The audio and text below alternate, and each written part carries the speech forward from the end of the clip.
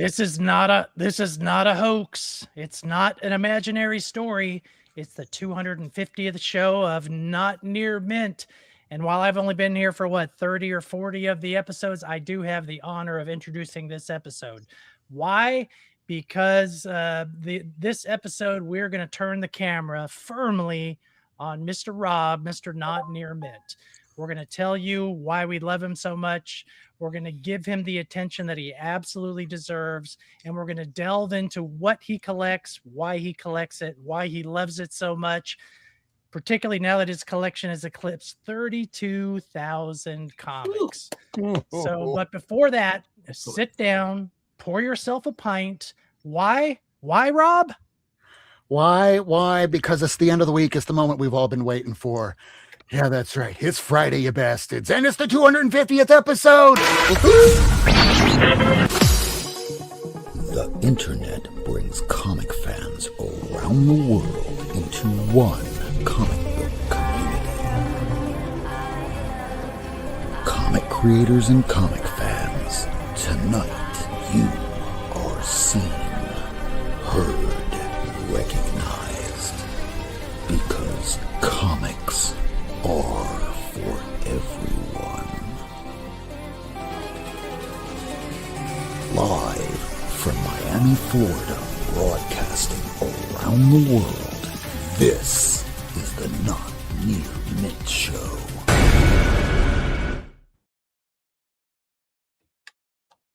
Wow, thank you so very much for that, Kevin. Was not expecting that at the very beginning, but we've been talking about this episode all week. We finally hit the 250th episode after 7 years doing this. We did take a year off, but in that time, we recharged our batteries. Lady Fantastic emailed me out of the blue just saying, hey, Rob, do you want to start doing the show again? Maybe show some books instead of doing interviews constantly. I'm like, yeah, I'm down for that. And little by little, we just started picking up some crew members. And here we are tonight with our 250th show with some of my favorite people in the world. Doc, Lyle, Miracleman, Kingdom of Nerds, Michael of the North, Cliff on Comics is somewhere, and Vinson Loves Comics. Excellent. Thanks for having me. First, before we get started, I don't know this from a hole in the ground, but I wanted to congratulate Rob and Cliff and myself, I suppose, for getting well, I guess Bruce did as well, for getting nominated for CBC Awards this year. We'll see how that. We'll see what happens. I don't know how it works or anything like that, but it's exciting to get nominated. Hopefully, I can add to my collection this year. I have one so far. Nice. I barely know what they are. I remember watching them a few years ago, and I'm thankful for being nominated. Anybody that did nominate us, thank you so much. I don't expect to win anything because we've been doing this for years. I'm not doing this for an award. I'm doing this because in my regular life down here in Miami, Florida, there are very few people I know personally who actually read or collect comics. I mean, my best friend Rufo, hopefully you're watching. Hi, Rufo. And those people, Leah at the bar, if you're watching out there, hi. But all those years ago, I didn't have anybody here to talk to about it with. And those that I didn't really want to hang out with them too much. You all know what that's like in your real life. Well, look, but it does tell you and everybody else who's been nominated that people are watching and people are enjoying your show, and that's the important thing. I thank you. Are we talking about CBCA nominations? Yeah. We are. Yep. Right. So obviously you're not shown exactly what you're nominated for, but you can narrow it down. Because if you see the name of your show afterwards, you know that you've been nominated for some type of ongoing series or live stream. I noticed that my name is just Cliff on Comics, so I don't feel like Comics and Coffee was out there, but we'll find out. We'll find out. They didn't see the Eric Larson episode yet. What's that? They didn't see your Eric Larson episode yet. Yes. Well, Eric Larson is behind the panels. Oh, okay. Can't keep track of all of them. Well, I know because, and by the way, congratulations, Rob, on 250 episodes, because it's just proof that you were doing this shit when everybody else was in a damn void. That's right. And you were still here. And this makes a very when they were at home scratching their ass, not knowing what was up and what was down, you were here. I mean, we were live during the episode where we heard that Tom Hanks and his wife got COVID, that they were shutting down the NBA, and we went live going, yeah, all this stuff is happening. We don't know if there's going to be comics next week. And then things started shutting down, and we just kept doing episodes going, hey, what are we going to talk about? There's nothing coming out this week. And look, Well, that makes a nice- what happened to Diamond as a result. Yeah. This makes a nice segue, though, and Cliff has already kind of started this. I mean, I thought we'd spend a little bit of time where every one of us can pine a little bit about you and what you've meant to us and what you mean to the comics community. Cliff, you kind of started. You want to keep it going? Well, I discovered Rob late in the game because this is very funny. I tried doing this a long time ago, multiple times, just into the ether, never really finding feedback, not even blissfully unaware of all things going on. Then COVID happened, but as a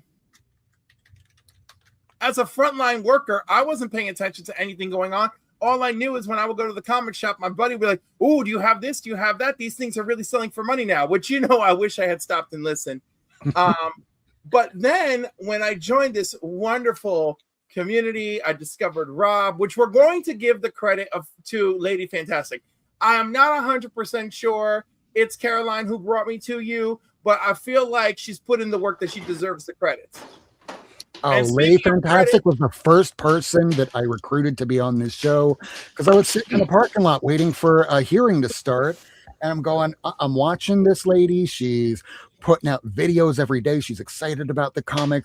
Let's have her on. And we had, I believe it was Sharon, Life with Two YouTubers. Her daughter was putting out her first book. So we had her on. We started talking about the books that she was putting out. And then I just kept asking Lady back. And the second episode with her on was the one that we wound up having Miracleman on because we started talking about Ethan. Hey, Tacoma, and hey, Vogs. Hey.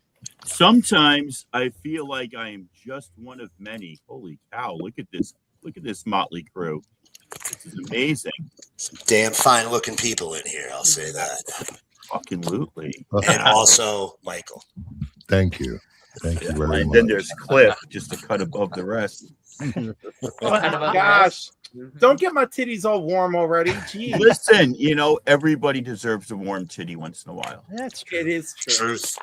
I'm going to go next if that's all right. I've known Rob for quite a while, not only on Blue Sky, but also on that previous place that we don't frequent here at all anymore that will remain unnamed. And, we've shown comics on those social media sites for a long time. And then I decided to start my channel last July. So it's been a year now.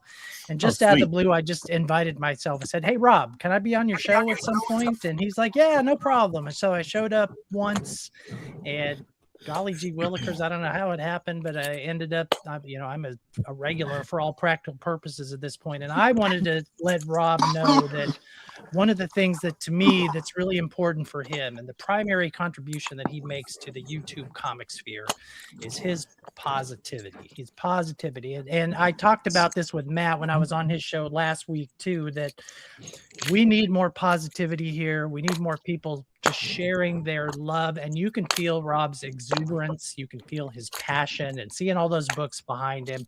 I mean, it makes me smile every time I'm on this show, and I'm honored not only to be a part of Rob's program from week to week now, but all the rest of you who are on this show as well. Y'all have given me, and I'm kind of like Rob, I don't really have anybody here that I can share my comics collection or my experience or talk about anything with it. So y'all are my family here. Y'all are my people. Y'all are my family. I've had a rough day. Rob has played a big role as the catalyst in bringing me to this. So thank you, Rob, from the bottom of my heart. I love you, brother. Thank you so much. Who's next? When Michael, I you've been saw around you a long out time. Why don't you go next? Hey, Cliff, I let me just you. have a response to that. When I first saw you on Twitter, the bad place, and now on Blue Sky, you, the same way, you were posting amazing books. You were very positive. You weren't denigrating people just to make yourself feel better, like so many people out there. And when you wanted to be on, I'm looking at your page, and if you're like your page, and you are in real life, you're authentic, you're a real collector, and I'm grateful that you're with the show. Love you, brother. Love you. Love you. Michael, how about you? What you got? Okay. So I've prepared a tribute. It is no coincidence that Rob's 250th episode should also fall in the same month as America's 250th episode. America and Rob both have a lot in common. They both believe in personal independence. America for making personal choices without government control, and Rob is single. Extremely single. That might be the funniest fucking thing you've ever said. Sorry. They both believe in civil liberties. America for the freedom of speech and freedom of religion, and Rob likes the freedom to fart and blame it on his cats. And finally, they both believe in equality of opportunity. America believes that all people should have an equal chance to succeed based on their own effort, and Rob believes that all people in the chat should be moderators and get the blue wrench. Yes.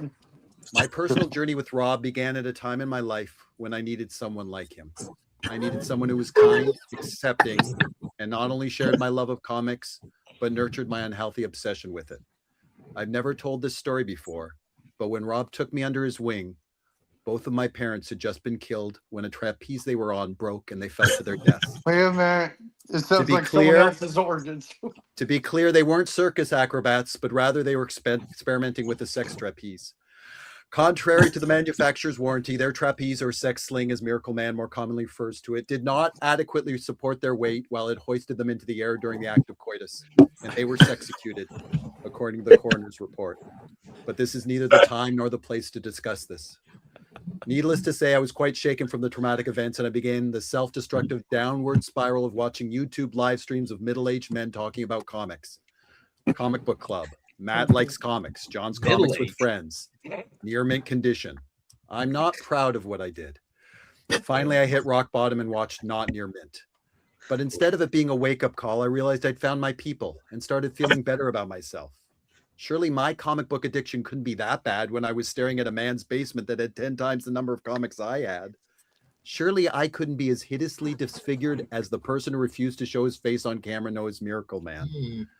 Rob likes to joke that his last name, like his last name, he is the worst. How ironic. He is the best of us all. This amazing person has created a community. He has created friendships which I hope can last a lifetime.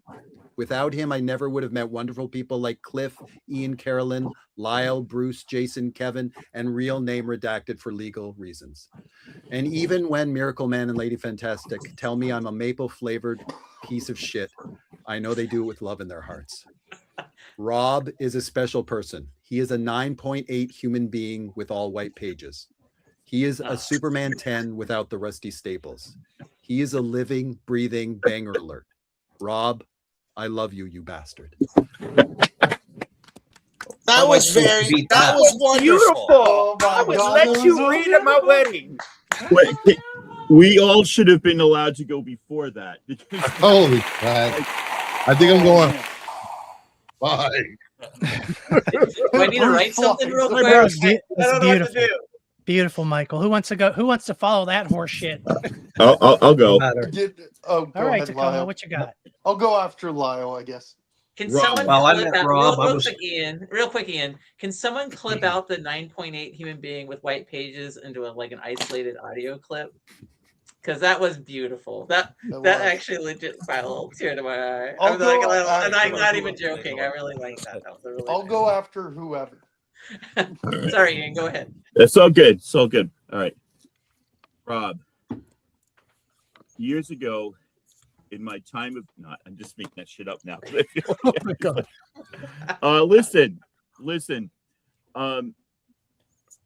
This is almost embarrassing to say, right? Because of who Rob is and what he is. But when I started this thing, like I was making YouTube videos on hauls and just stuff that that basically was haul videos was the thing. We're talking about 6-7 years ago, maybe even more.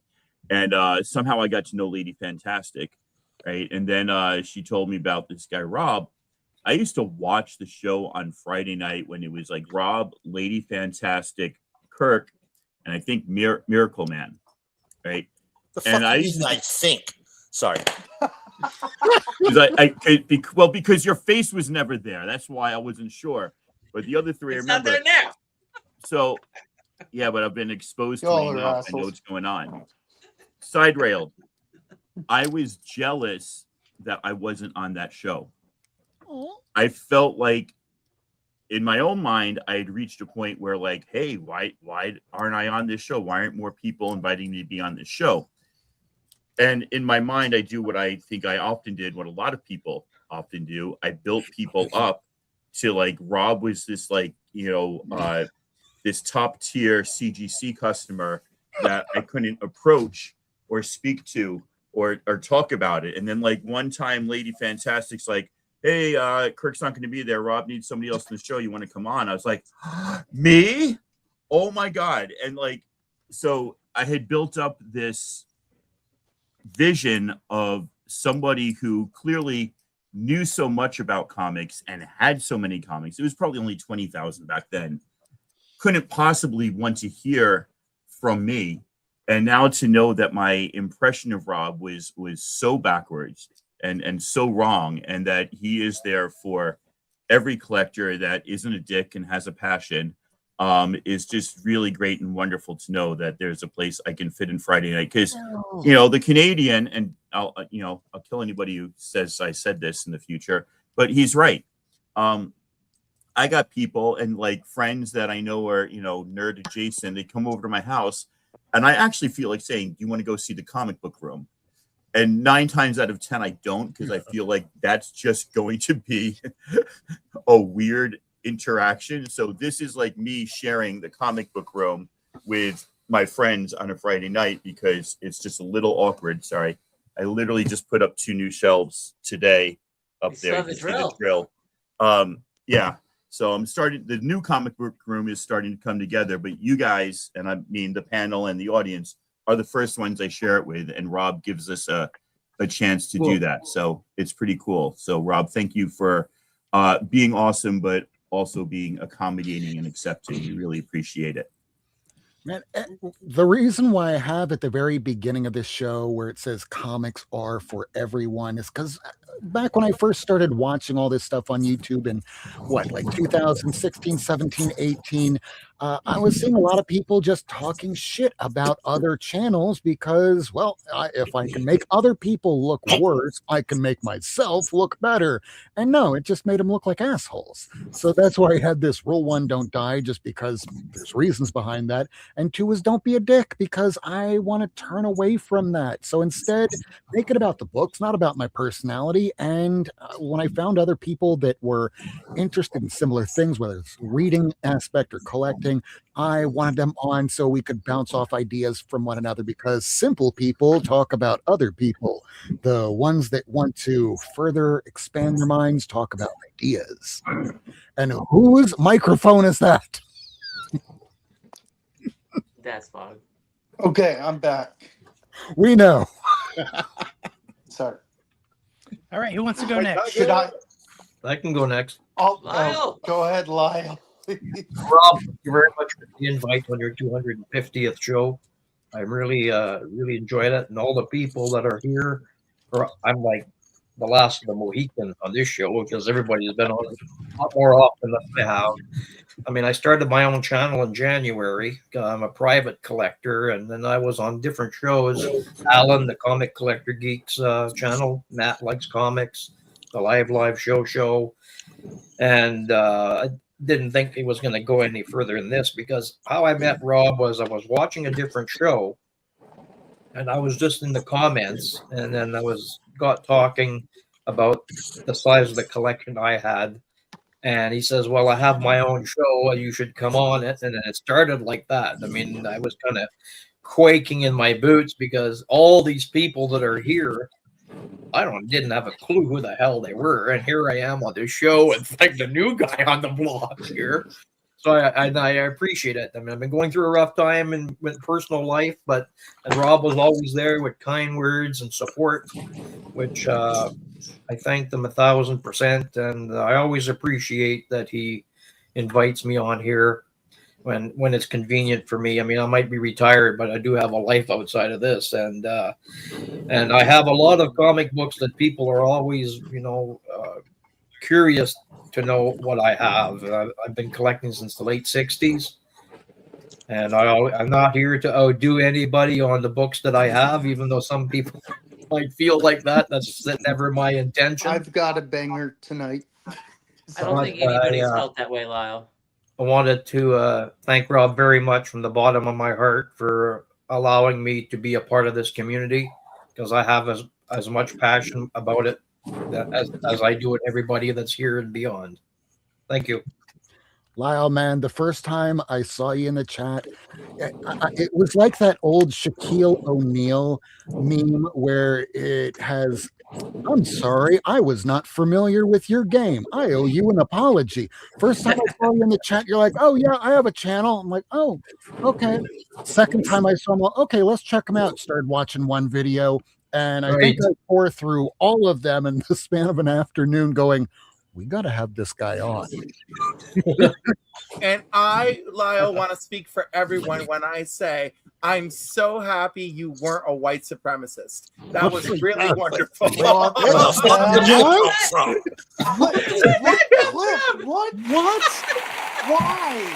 Why, Cliff? What? Because they used to be a pretty low bar. Because, and this is good. This is good, folks. And Bruce, particularly, pay attention. If you know, I have had some bad experiences culturally with Golden Age collectors, right, Bruce? Listen, I am not speaking ill of anyone that collects. I didn't say you were. I'm just saying you know. But I know who you're talking about. Thank you. Thank you. Hey, Bruce. So Lyle, thank you. I love you, man. Well, thank you very much. You're great. That's your for you, collection's great, and I'm always happy to see you. Oh, shoot. I'll Makes go a nice after. segue. Bruce, would you like to go next? I'll go next. Sure. I'll go after Bruce. All right. Well, unlike most of you people, did I just say you people? Oh, I'm sorry. Wow. It works. Panel. I've been hanging out with Cliff too much. I resemble that remark. Damn right you have.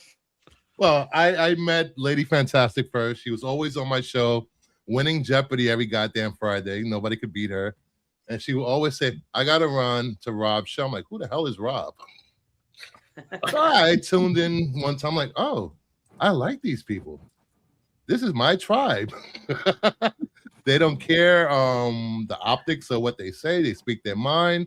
Everything is positive here. And then Rob started showing up in my chats and being an asshole. No. And everybody know how much I love assholes. Oh, I know you do. What the fuck? Clippy, where is it? And I came on here. I was very welcomed by everyone. And ever since that day, Rob has pushed me to actually catalog my damn collection. CLZ. Yep. CLZ. God damn it. I've done 40 boxes in the last 2 weeks. Damn it. And I will say this, Rob has actually kept me company many a nights when we both can't sleep and insomnia. What time were we chatting at last night? Almost 3 a.m. 3 a.m. on a Thursday. I was doing books. He was bagging books.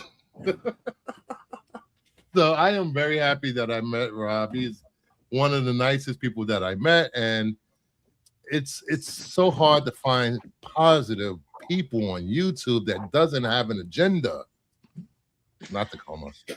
That was a good segue. I'm there. counting how many comics I can fit on the wall. That's all. Yes, between all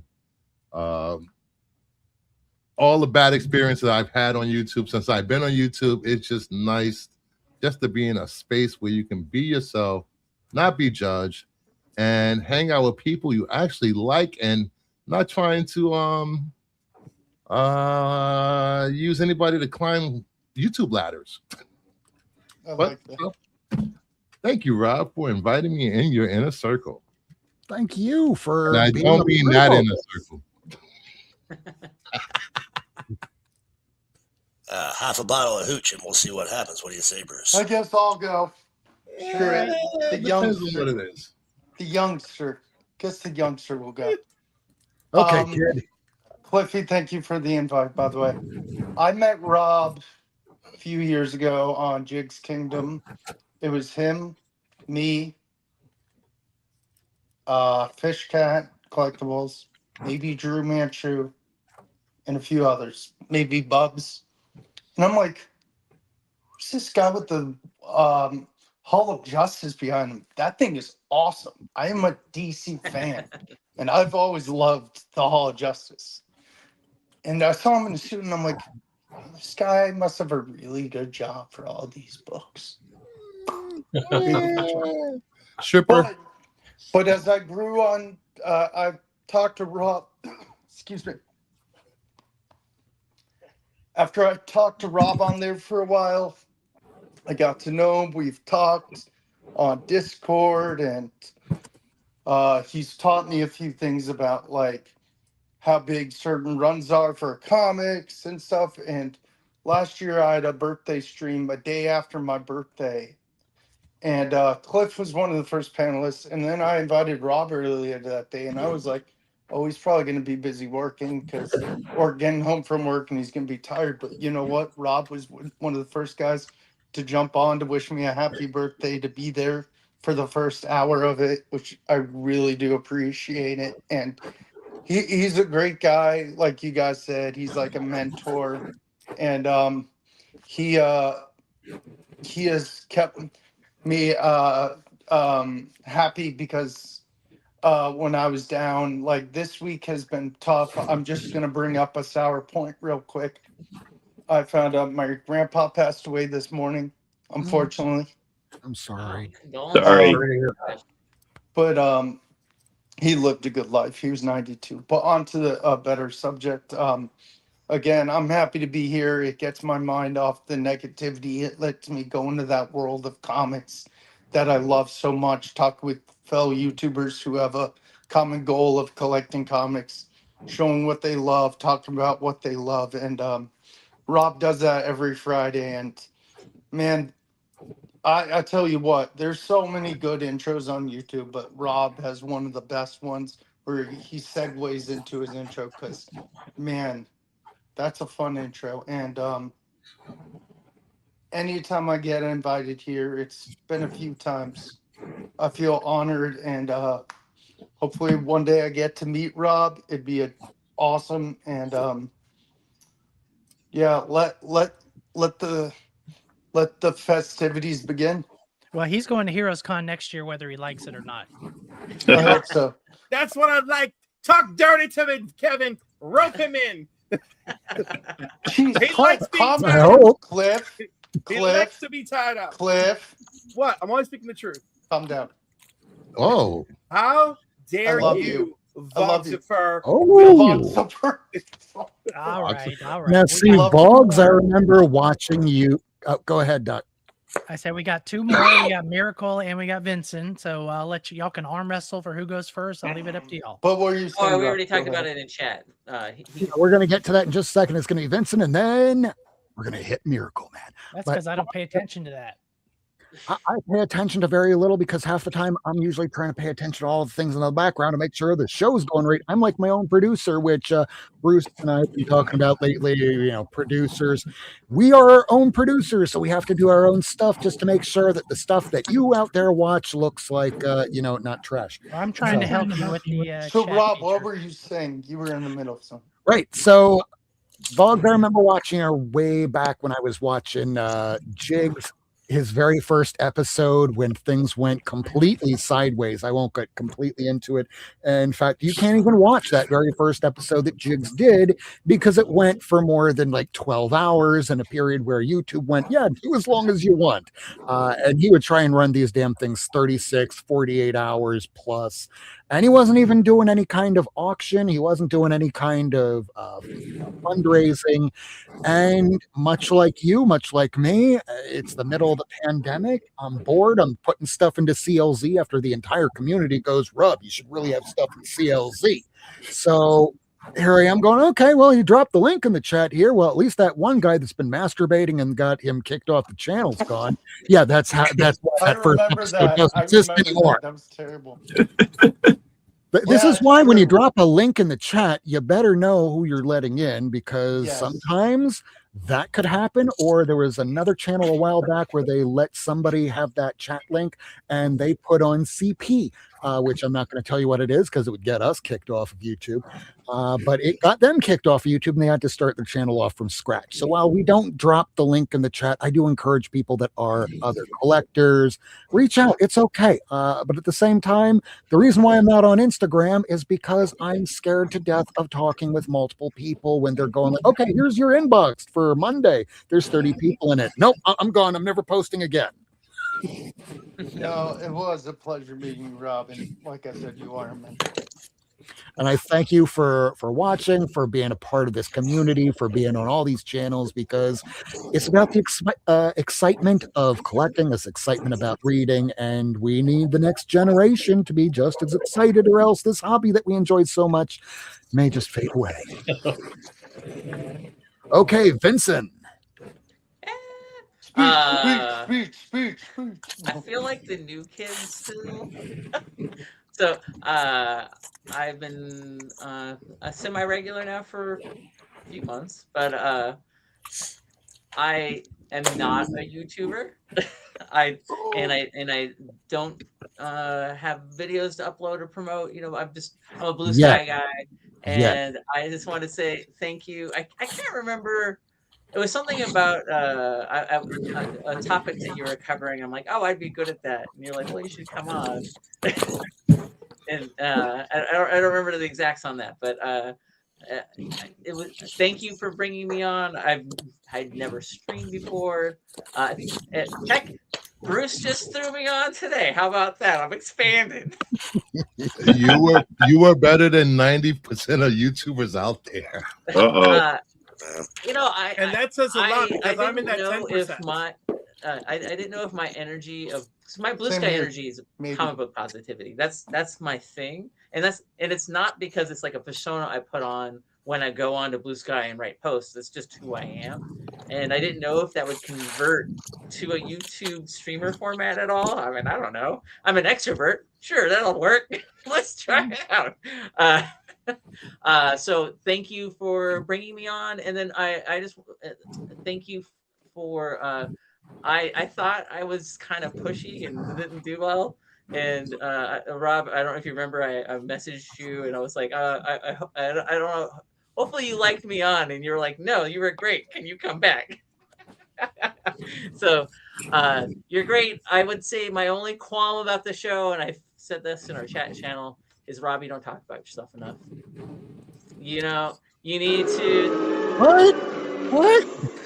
I'm saying this out of love. I legit was not sure when we were starting to talk about this episode. I'm like, I don't even know what Rob's favorite character is in comic books. It's all of them. I don't think it's not true. I mean, we all know you love comics. I'm just like, you know, every once in a while I'll be like, I really like this character, and then there we go. That's so much better. So yeah, you know, congrats on the 250. I think it's awesome. You have the regulars that come in for a good reason, because you're entertaining and you put on an entertaining show. And I'm glad that I had a little something that helped accentuate, but I didn't bring anything that the show didn't already have. You know what I mean? Like, your show is great. You have the positive energy of it, and I really enjoy being on. So thank you for letting me be on here too. You have Top Shelf Friday. That is something that you created. It is your deal. It is your bag, and that kind of positivity being brought to the community. And that is why you are one of the cornerstones of this show. Oh, thank you. You know what? I got to give proper shout out to Kevin. Back in, again, the shall not be named social media platform we were on before Blue Sky. I got to meet Kevin at Heroes Con. Hopefully we talk more next time. I was busy. Heck yeah. So yeah, no, Kevin and I don't remember their name. It was somebody who didn't leave the platform when we did. So now their brains now kind of love you, Bruce. Yeah, they were a really nice person. They just didn't make that changeover. Thanks, Dan. We were just farting around on one day, and we're like, hey, like we should just have a day where we celebrate just loving comics, because and there's nothing wrong with showing off a big gun comic, like a X-Men #1. But what about just loving comics? I very much clearly remember this conversation with Kevin, and we were even going to call it Big Gun Friday, which was like totally not the right vibe. And that third person, I can't remember, was like, no, you shouldn't have it conveyed with guns. I'm like, you are so right. We got this dialed in now. But no, that energy, you have that kind of energy that I'm trying to put into Blue Sky. You have that in this YouTube channel. Energy? Half the time it feels like I don't have very much energy, which is why I usually have about 2 of these before going live, along with a Cuban colada, which kind of explains a lot of things, like why I might need to go to the bathroom almost immediately after this show. But nobody needs to know that. That's way too TMI. But yeah, that's all I got. Thank you, Rob. Thanks for having me on the show. Thank you for having this show. I want to say one more thing about Vincent, if I may. Vincent, you have added so much, all the things that Rob has said and more, including boardless, bagged 80s comics that keep me up at night. I got one ready. Oh my God. Oh no. Oh no. Sacrilege. You're literally Sacrilege. too stupid to insult. This is a mystery book. What could it be? It's been in this same bag and board since 1989. There's no board. Or no board. It's in the same bag since 1989. It's an issue of Blue Beetle. Hey, you know what we're going to do? We're going to start a GoFundMe for Vincent and start it right now. Boards? Won't you Box. No, please we have help? priorities. If we start a GoFundMe, it's got to be for people to get to Heroes Con. I have boards, guys. Look at this guy.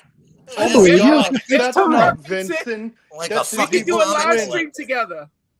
That's his evil twin. He raw dogs. He raw That's dogs. right, Mama his Bear. comic What boarding. he is raw dogging them comics.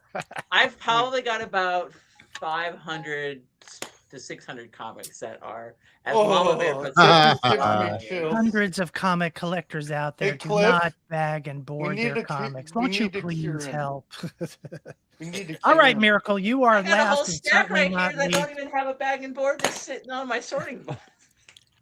Not everything has to be bagged and boarded if you're planning on dumping them, but if it's part of your collection, I have this little thing that I say at the end of every single episode, that if you can afford the books, you can afford to properly protect them. And right back here, this Hall of Justice, I know this kind of looks like a train wreck right now because the Hall of Justice is going away. Much like Tacoma here, I need to put up a new shelf myself because you see all these stacks upon stacks upon stacks everywhere. It is death. I'm running out of room.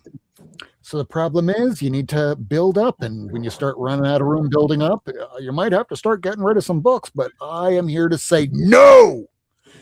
And with that, Miracleman. All right. Well, thank you very much. I just want to point out that I've been waiting to speak for about 40 minutes, and I find that just to be outrageous. But thank you to everybody for all the kind words you said to my man here, Mr. Worst, a.k.a. Mr. Mint. I didn't prepare any fine words this evening like our fine Eastern Canadian friend, Michael. And I'll be honest with you, that was probably one of the best monologues I've ever heard somebody do. I'm exceptionally impressed. It was rather funny. It was touching. It was, quite frankly, not what anybody who knows you has come to expect from you. And I just want to say bravo. But you're really a great guy. I appreciate what you do, Michael. Rob, so how do I put into words our friendship, our time together, what we've done on the show, the things we've been through? I don't know if there's a way to do that. I've gone through a lot on this show as yes, there's been a lot of corn. I've gone through a lot on this show, most of which Mr. Worst knows and most of the rest of you don't. Rob and I knew each other in the bad place. And we knew each other because we would get into fisticuffs with internet versions of fisticuffs with the ruffians and the slime and the scum. And I happen to like getting down in the mud. Some people say, don't let them pull you down into the mud. But I'm like, fuck you. Let's hop right in that shit. But Rob, even when he was doing that, was a cut above the rest, held himself with a certain demeanor that stood out. You know, when I was finding the most pithy way to get away with telling somebody to go fuck themselves with a goat dick, he was saying, well, gosh, guys, I think you're not very nice people. And, you know, he would convey his message in a very eloquent way. But because of Rob, and when he invited me here onto the show, he first invited me on the show to talk about some of the most filthy, disgusting scum on the planet. Miracleman, yes. I actually told Bruce last night about the first episode you were on, and he actually watched it all the way through. I have not watched it since its premiere, but he might have some insight into that first episode you were on. Wow. You know, I didn't know what to do. I'm not a YouTube guy. I don't watch YouTube. I don't do the YouTube. I do this show. But I do this show not because, you know, obviously I want to be internet famous, which is why you see my face all the time. But I do this to see my friends. And I made a lot of friends. And I made these friends because of Rob. Like, I knew Michael and I knew Vincent from outside of the YouTube. We knew each other on Twitter. And then sorry, I said it. And then we knew each other on Blue Sky. I did. The dead name doesn't count. The dead name doesn't count. That's true. A dead name doesn't count. But you know, I made a lot of really good friends on the show. We got a buddy, and I never see him. And I hope you watch the show, Whack. We love you, brother, and we miss you. And we hope you can come see us again someday. But you know, Kirk too. Kirk, miss you, Kirk. We love you, man. Sent you a link. Think of you all the time, brother. All the time. And, you know, those aren't the only people. We made some really great friends here, you know, and I know we don't do the interviews, but, man, we got to talk to industry creators. We got to talk to new guys. We got to talk to indie guys. We got to talk to seasoned veterans like Tom goddamn Payer. You know, we got to speak to David Avalone. We got to, I mean, just so many great creators we've had on the show over the years, plus all these guys that were just breaking in, gals and envies. Tony Fleeks. I mean, just incredible. Oh my God, Trish Forstner. I mean, we just had some incredible creators on the show that we got to interact with and meet. And none of that would have happened if it wasn't for me meeting Rob. And, you know, I wouldn't have met most of you. Cliff, you're the most fabulous motherfucker on the planet. I love the shit out of you. Damn right he is. Tacoma, despite the fact that every time I look at you, I get a glare in my eye. I love you, brother. Lyle, you make me go, wow, I thought I was fucking good at comics. Apparently, I suck at this shit. And I mean, and I say that as nothing but a sign of respect, man. Your collection blows me away. You know, and you know, I've been doing this not as long as Lyle, but I have been doing this for over 45 years. Since I was old enough to hold a comic, I have been collecting comics.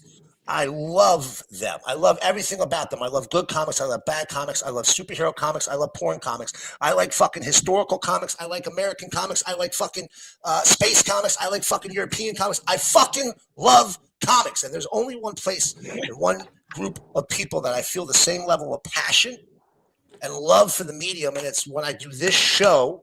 And it's why I keep coming back to doing this show. Despite the fact that I was away for a while, it's one of the reasons I came back to see my friend Rob and to do this show with people who share that level of passion. And, you know, again, all of that is possible because of you, Rob, and because of, you know, you inviting me on, to giving me an opportunity to spread my message of why a sack of month-old outdoor mayonnaise was actually a sack of month-old outdoor mayonnaise. Again, guys, watch my first episode. You know what I'm talking about. And, you know, wait, hold on. Okay, I didn't have to say porn that many times. But you know, without Rob, my Friday nights would be boring, except for, you know, when I'm going out with girls, something Michael doesn't know anything about. And, you know, so no, this community and sense of camaraderie and friendship, and it's not something that comes easy. Let's be honest, we all know what our peers are like, and we've all met plenty of them that were like, oh, why don't you stay at least 100 feet away from me, preferably downwind. And so to have a group of people that are easy to talk to, that have that same love, that same knowledge. And look, I'm going to say one last thing. It's not just the friendship and the love but the knowledge, guys. You all know this. Every one of you in your life is the comic guy, right? Every one of you. Somebody in your life is like, oh yeah, that's the comic guy. That Michael's the comic guy. Tacoma's the comic guy. Rob's the comic guy. Doc's the comic guy, right? Every one of you on this screen right now are the comic guy to people in your life. And you and I, we all know you can't find that anywhere else. Even in the comic shop, you don't feel it like this, because it's a rarity. We have people who have this much knowledge and passion and love for it at the same time, and can, actually are personable enough to actually speak to. So, Rob, thank you for that opportunity. Thanks for, putting up with me, because I know I can be obnoxious. I swear a lot. I show a lot of boobs and vaginas, and sometimes when you on the show, so that I appreciate it. They're not all yours. And I mean, we're 46 minutes in, and I haven't had to throw this up once. Wow. Is this a record? Actually, you know what? For old time's sake, Rob. Uh-oh. Not Near Mint is a show designed for mature audiences. If you're under the age Get of that 18, corn you button should ready. not watch Not Near Mint. It's not because we don't want you as a fan. It is because we'll probably get in trouble if you watch our show. I just happened to have it sitting by. I had to show it. Oh, here we go. I don't think you're ever far right away. Corn. I'm surprised we didn't get kicked off. That's not on the screen for a long time. But thank you so much, Rob. I appreciate it. Love you, brother. And now we can start showing books. No.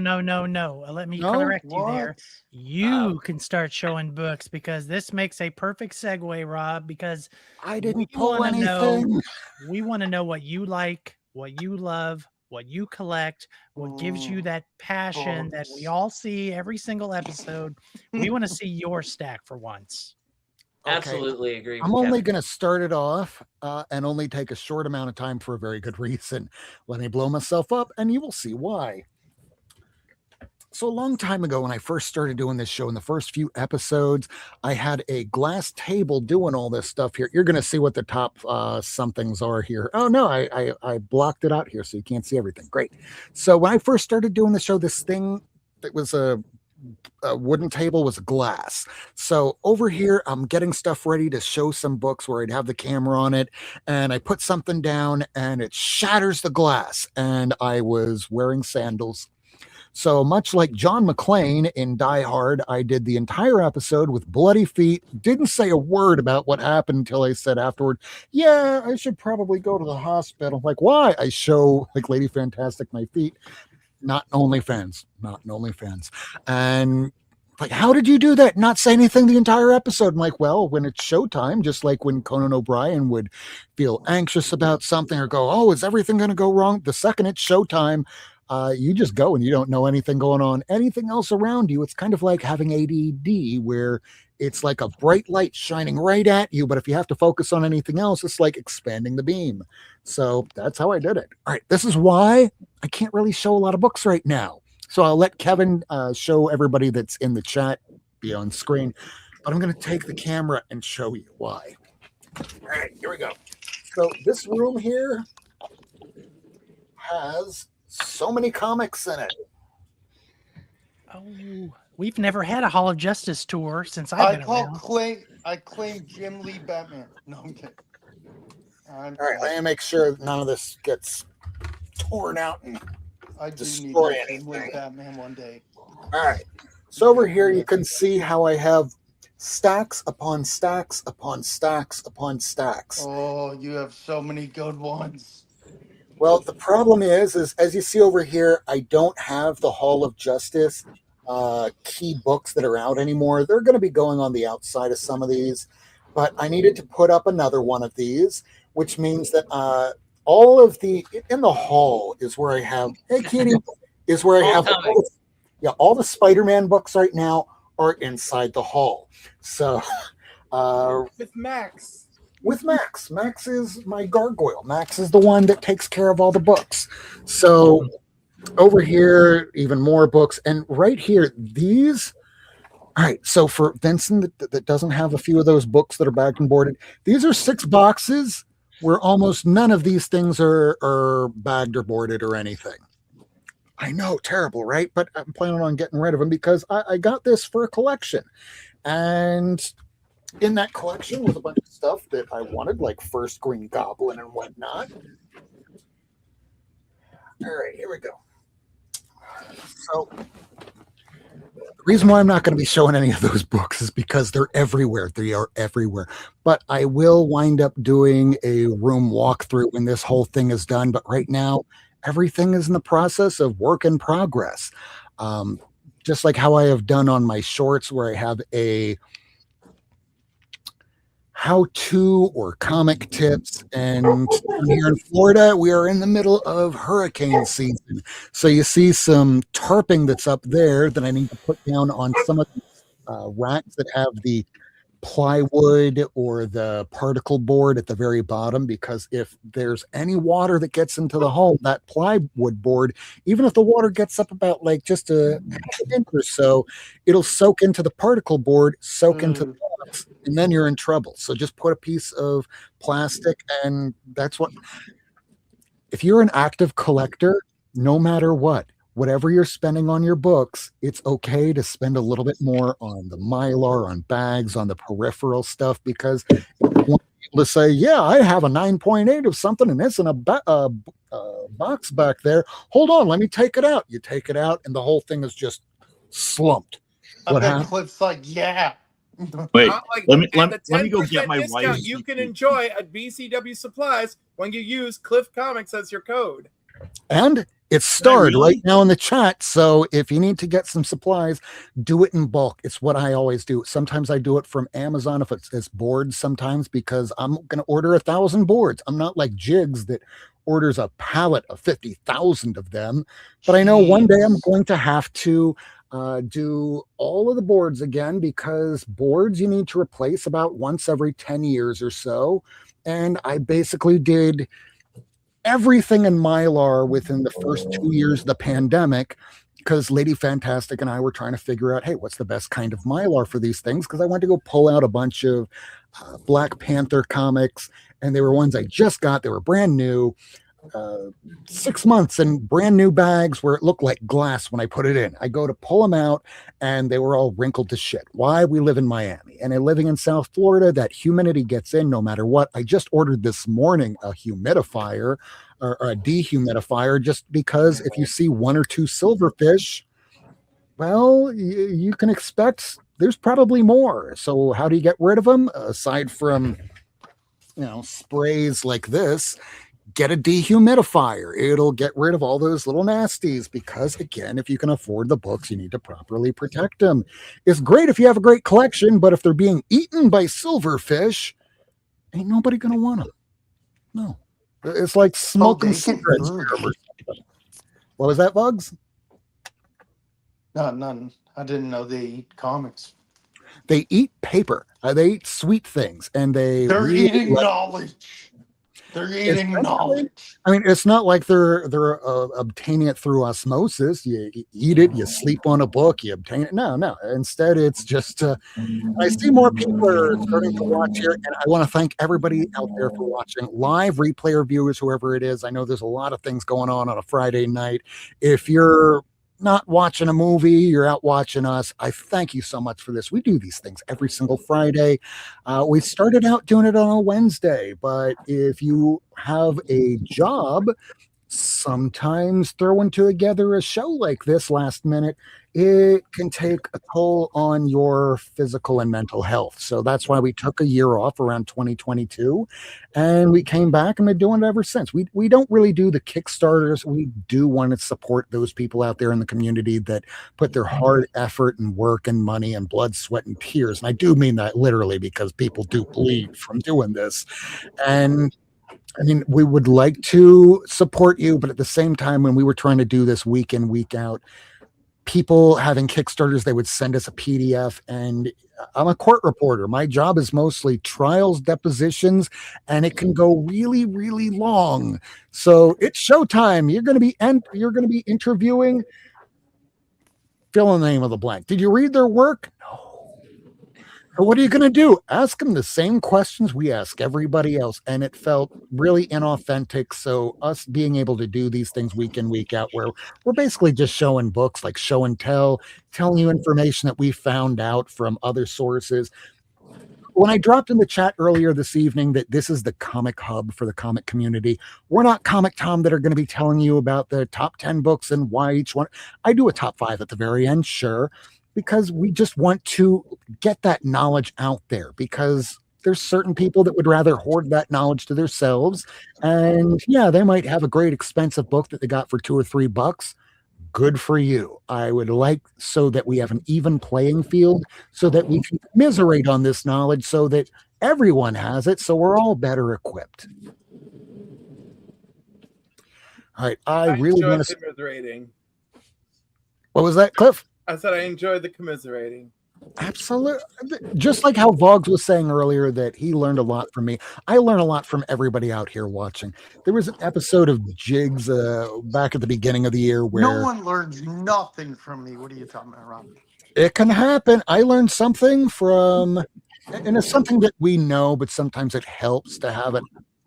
When you watch it happen live, it feels like you were just kicked in the balls, or that somebody just took a piece of a Zagnut paper to rip off the hair from your testicles. That's what it felt like watching this.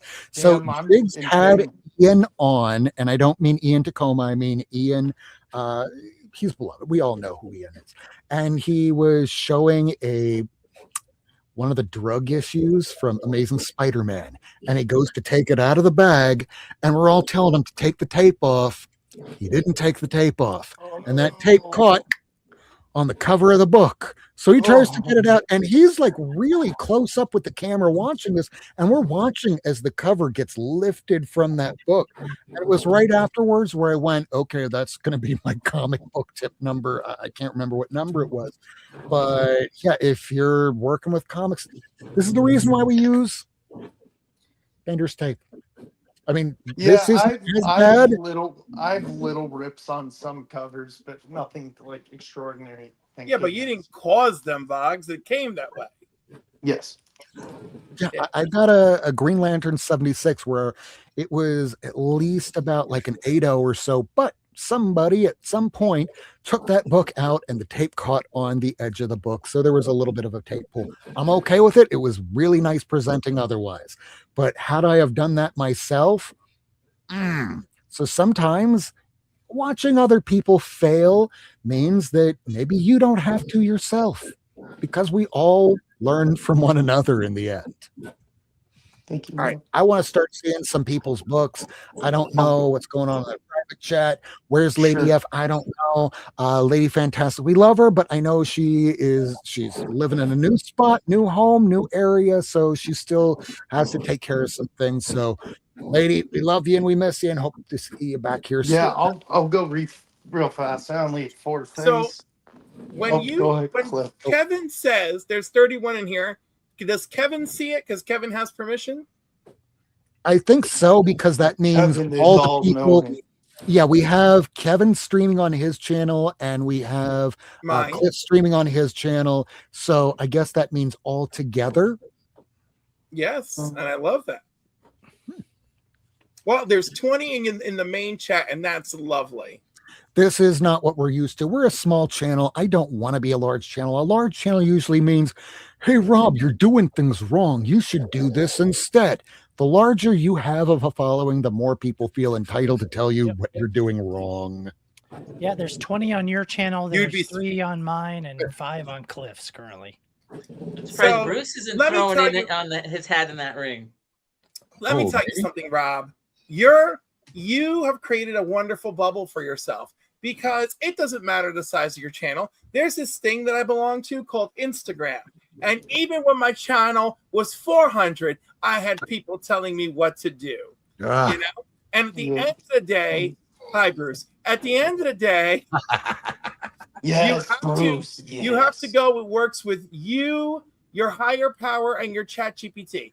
So like My higher power says puppy. It's the skeleton, Michael. Is that a greyhound? It's an Italian greyhound, so he's really tiny. Michael, I assume that's the skeleton you're referring to. I haven't seen one in ages. The last Vinson. Sorry, go ahead, Cliff. The last greyhound I knew was my mom's best friend's. His name was Mulatto.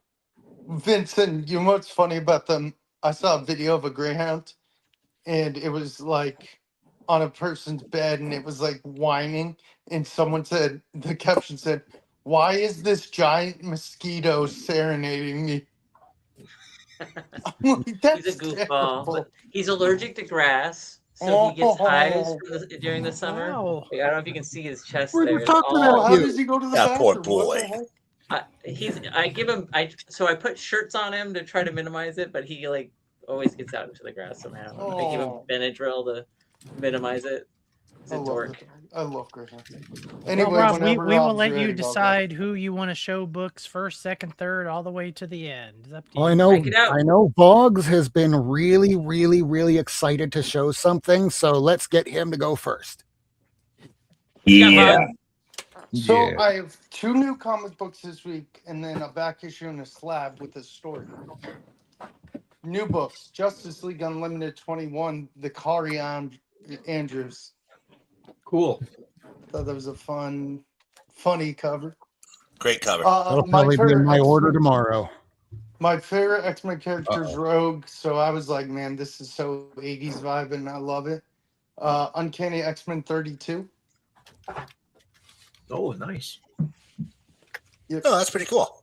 Yeah, they're doing a set of them. There's one with Wolverine on a motorcycle. Got this in the back issues. I know there's a bunch of connecting covers. I'll probably get the Magneto one and then maybe get the others. It's X-Men 1991, number 1. Cool. Okay. Not many of those out there, I think, right? Like real low print run, something like 1,200. Something like 2 million. Something like that. Somewhere I thought it about was that. more like 1,000. It's really limited. Hey, everybody has their first X-Men number 1, and it's Hell yeah! Everybody's got an X-Men one. Great book. So, quick story on this. I said it on my channel, and there's going to be another video on it too. Part of a series I do called Slab Story. But anyway, so this guy walks into my LCS. It's not that big. And he says, I have slabs to sell. I used to work for Stan Lee. And then this guy he worked with took the money from Stan Lee's like signings and bought like original art from other artists. And he called him out and said, dude, you're a cheater. You're a liar, blah, blah, blah. And he got fired for it. But he told us when we were at the shop on, what was it, Wednesday, that the documentary about Stan that's going to be shown at SDCC, San Diego Comic-Con, he'll be in it. I don't remember what his name is. But he also made like custom rings for like the guys who made played certain characters in shows. Like he met like voice actors and stuff. So he was selling these slabs and he puts them down and puts one down and whatever. He had the one of Green Lantern where he's like this. He had a bunch of other ones. And then I see this book and I'm like, I'm a 90s kid. I haven't watched the whole series and I'm going to get a lot of flack. Yes, Bruce, I know. I've seen bits and pieces on YouTube of it because I'm a diehard Batman fan. Diehard Batman fan. I haven't watched this movie. I will watch it this weekend because I've been under a lot of stress this week and I'm finally going to get around to it because I have a lot of time off because they cut my hours. Anyway, when he put this slab down, I was like, wow, that's a really cool slab. I like the cover. I love the animated show. I love the signature. So I go do something in the back of the store, look at something. I come back and the owner of the shop says $1,000 to the guy. And the guy's like, okay. The owner of the shop is a really nice guy. So he hands me this slab in front of his wife, one of the workers, my friend who helps work there, and the other guy. And I'm like, wait a minute, I don't deserve this slab. He's like, yeah, you do. And I'm like, no, I don't. And I turn to the guy who sold the slabs. He's like, yeah, when you were in the back, I talked to the owner, and it was his first time being there. And we worked in a price when I heard you said you liked the cover and you liked the signature. We worked in a price. I took a hit because I cared what you said on a hit on the slab so he could give it to you. And I'm like, no way. He's like, yeah, it's yours. I'm like, dude, I don't deserve it. He's like, please take it. You deserve it. You said you loved it. So with that being said, sorry for the long story. It is Batman 1993, Mask of the Phantasm, not numbered, witnessed and signed 7/28/2018 by one Kevin Conroy. Oh, sweet. Yeah. Warning, warning, warning, warning. Banger alert, banger alert. That's a good book. Oh, that deserves the long banger. Cried because it was free, and I messaged I told my shop owner, I'm like, do I owe you anything? He's like, no. And I turned to the guy, he's like, no, like I said, I took a hit because I heard your dedication and you love comics, and I love hearing that.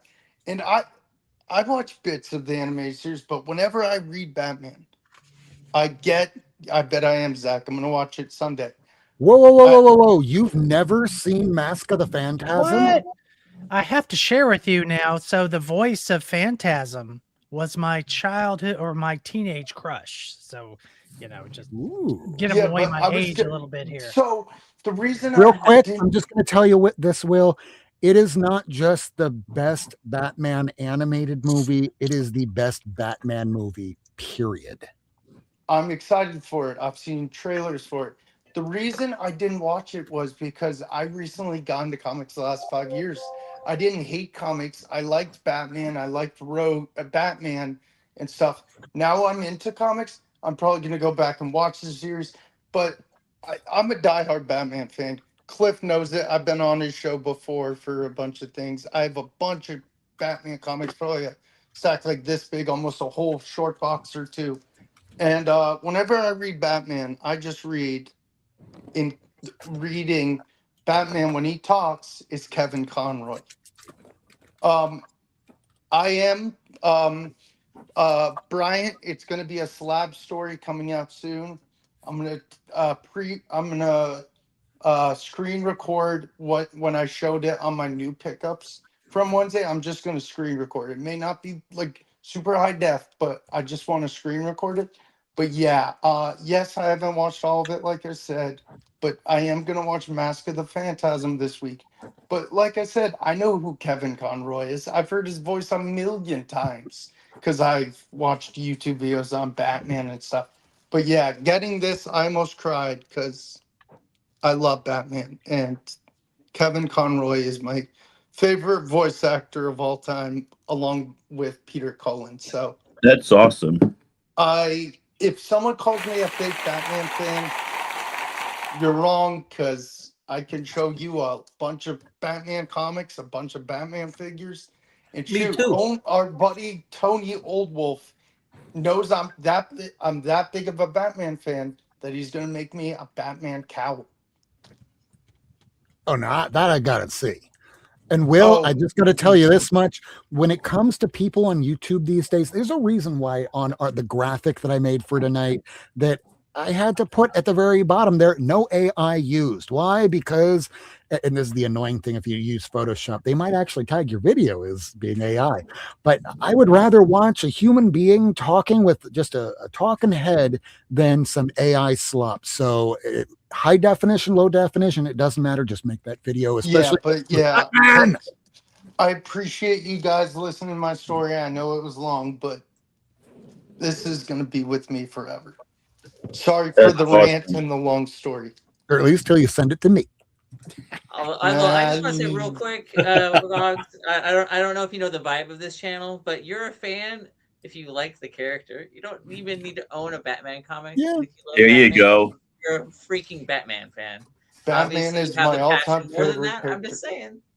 Yeah, I'm definitely gonna watch it for this week because I don't work a lot. So I appreciate movie, you you'll guys enjoy letting it. me show this. Oh, I bet I will I because I hope you love like it. I most don't want to stuff. build it up too much, but there's three, count them, three Joker introductions, and each one of them are great in the movie.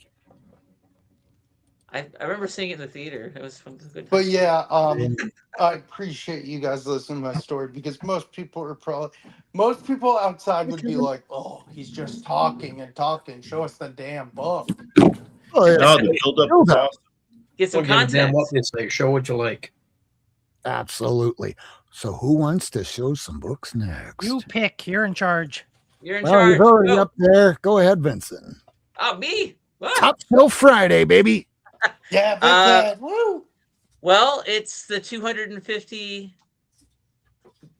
episode, so I pulled some 250th issues. One of them is going to be a mystery because I don't have a backer board, so you can do another guess on it. Shame on you. I'm Cliff. I am an Okay, Iron Man what- fan, so you're not going to be surprised to see Iron Man 250. Ooh, that It's is a follow-up cool. to the 150th issue. Is it boarded at least? Yes. I hope so. As a shock to anybody who follows me for 2 seconds on Blue Sky, I am also a Hulk fan. And Hulk 250, look at that nice Mylar, the nice new backing board. It's got a board. Look at that. It's And a it's a newsstand copy. Look at this. Well, hold on. I got to pull a Cliff. Hey, let's see the back of that again. Not that one. Uh-oh. There you go. He's using Scotch tape. Uh-oh. I am using Scotch tape. Even when he's That's gagging and that's farting, the that's not even the most unforgivable, okay? Because you can remove the Scotch tape before you go to open it. Uncanny X-Men 227. And so actually that's good. So Cliff, that's actually what I do when I open a book. I take the Scotch tape off and I put it to the side on my side It's table. what I do too. Yeah. Yeah. So this teaser is the 250th issue. It's 1980. I think it says 89. It's kind of hard to tell. 88 or 89. Any guesses? X-Men. JLA. Excellent. I cheated. I saw the Polaris cover when you put it back there before. Cheater. Yeah. And then it's great. You should steal it. Amazing Spider-Man 250, signed by Klaus Janson and JRJR. Well done, sir. Well done. Nice. And signed by the dog that chewed on it. No, dog. Hey, no, don't this talk isn't about a dog JRJ chewed that on one. This way. one's actually in really nice shape. Oh, okay. Skeleton dog. I've been really busy this week trying to get a job, and it was my birthday, so it was like a lot of stuff going on. I showed this off at Bruce's channel though. My wife is amazing. My wife. Sorry. My wife. My wife pays attention to nerdy stuff more than I do because I didn't even know these were a thing. But the Frazetta Universe action figure series, she got me all three of them. These are the Frazetta Girl special versions. Nice. I walked by that booth like 20 times at Heroes, and that booth is awesome. So yeah, this is a John Carter of Mars action figure. And then since we have so many people watching, should I open these? I will absolutely sway. Are you gonna play with it? No. Oh. Never take it out unless you're going to play Yes. with it. Yeah. Exactly. Why? So If I you're will gonna take it play out and with play it, you with whip it right out. But otherwise, no. That's what she there are- said. Whoa, what? Cliffy. There are 3 figures in this set series. Again, I saw Death Dealer on Blue Sky. Somebody posted it, but I didn't know there was more. And so that's John Carter. Then we've got Conan. Nice. Isn't that great Frazetta art? Conan. Which Hey, city is he Art- from, Jason? Vincent. What city is he from again? Conan? Yeah, what city is he Boston, from? right? What city is he from? I mean, he's from the Hyborian Age. I don't know. I just Nope. watched Conan yesterday. He's from Scranton. Conan Is is it from cinnamon? Is he a cinnamon? cinnamon. There you go. He's a cinnamon. You know what? So I actually, because of these figures, and the Red Sonja, the new movie came out for free stream on Amazon Prime. So I watched it 2 nights ago. It's terrible. And then it went to the 2011 version. Next as a what to watch next. And so I watched it and I was like, oh, maybe it's not as bad as I remembered. It was terrible. Hey, Doc, I forget, was Vincent, were you at Heroes Con with Doc? Yeah. Yes. I forgot, because I should have talked to you. I swear you were with him and I just didn't know. Oh, you're good, man. You went by us real quick, and it was like the last day I was there. You're good. But go ahead. Death Dealer. Awesome. Yes, I need to get one of those. This one's the best one for sure. And I again, need to get one of the artwork used on it's amazing. Did you go to the Frazetta table? I did not. They have one at Heroes, and they have merch and they have books and everything. But yeah, props to my wife. I didn't even know they were a thing. I'm really bad about keeping track of action figure stuff. I have a hard enough time keeping track of comic book stuff. So. And then you don't do it doesn't make it my bad. Top Shelf Friday, New Mutants #1, signed by Chris Claremont, Bob McLeod, and Wheezy, Louise Simonson. Louise Simonson. And this was inspired for me as a choice this week because call out to Spy Vinyl on Blue Sky, our good friend Bill in Colorado. He's a mod now. His very first X-Men comic yesterday. Yay! Now, Vincent, that is your Top Shelf Friday. Please hold that back up again. Long one. Warning, warning, warning, warning. Banger alert, banger alert. Oh, look at the little kitty. And he's playing with the tiny little chick. Wait, you're here for comic books, you dumb asshole! It puts the lotion in the basket. It puts the lotion in the basket.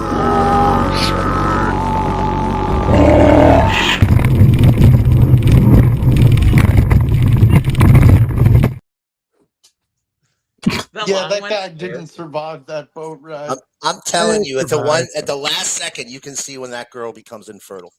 Hey, hey, Rob. Stop talking. Go to jail. I'm so confused. Hey, Rob, I've got some breaking news. It puts lotion in the basket. Like a Tacoma? Look at that.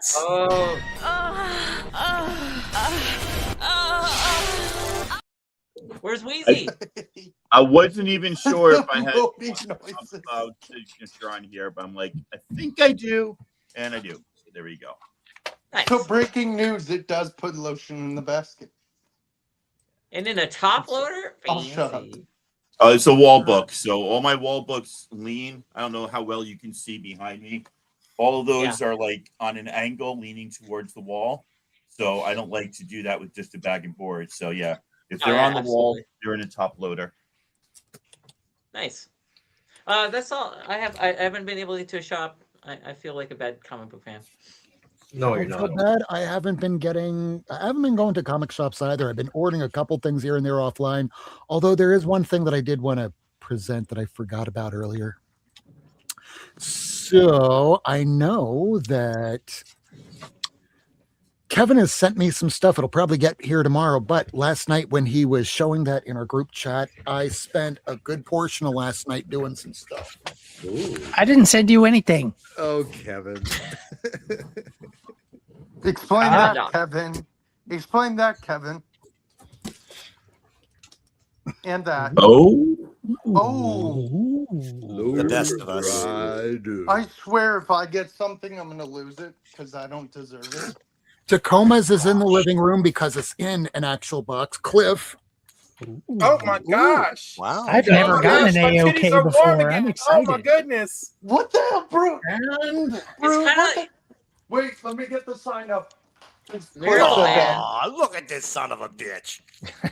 I need to get them into some help me, actual Bruce. packaging. Clip's scaring Because me. the way that Economics and Comics Billy ships things, I love how he does it. So I'm going to be doing it the same way.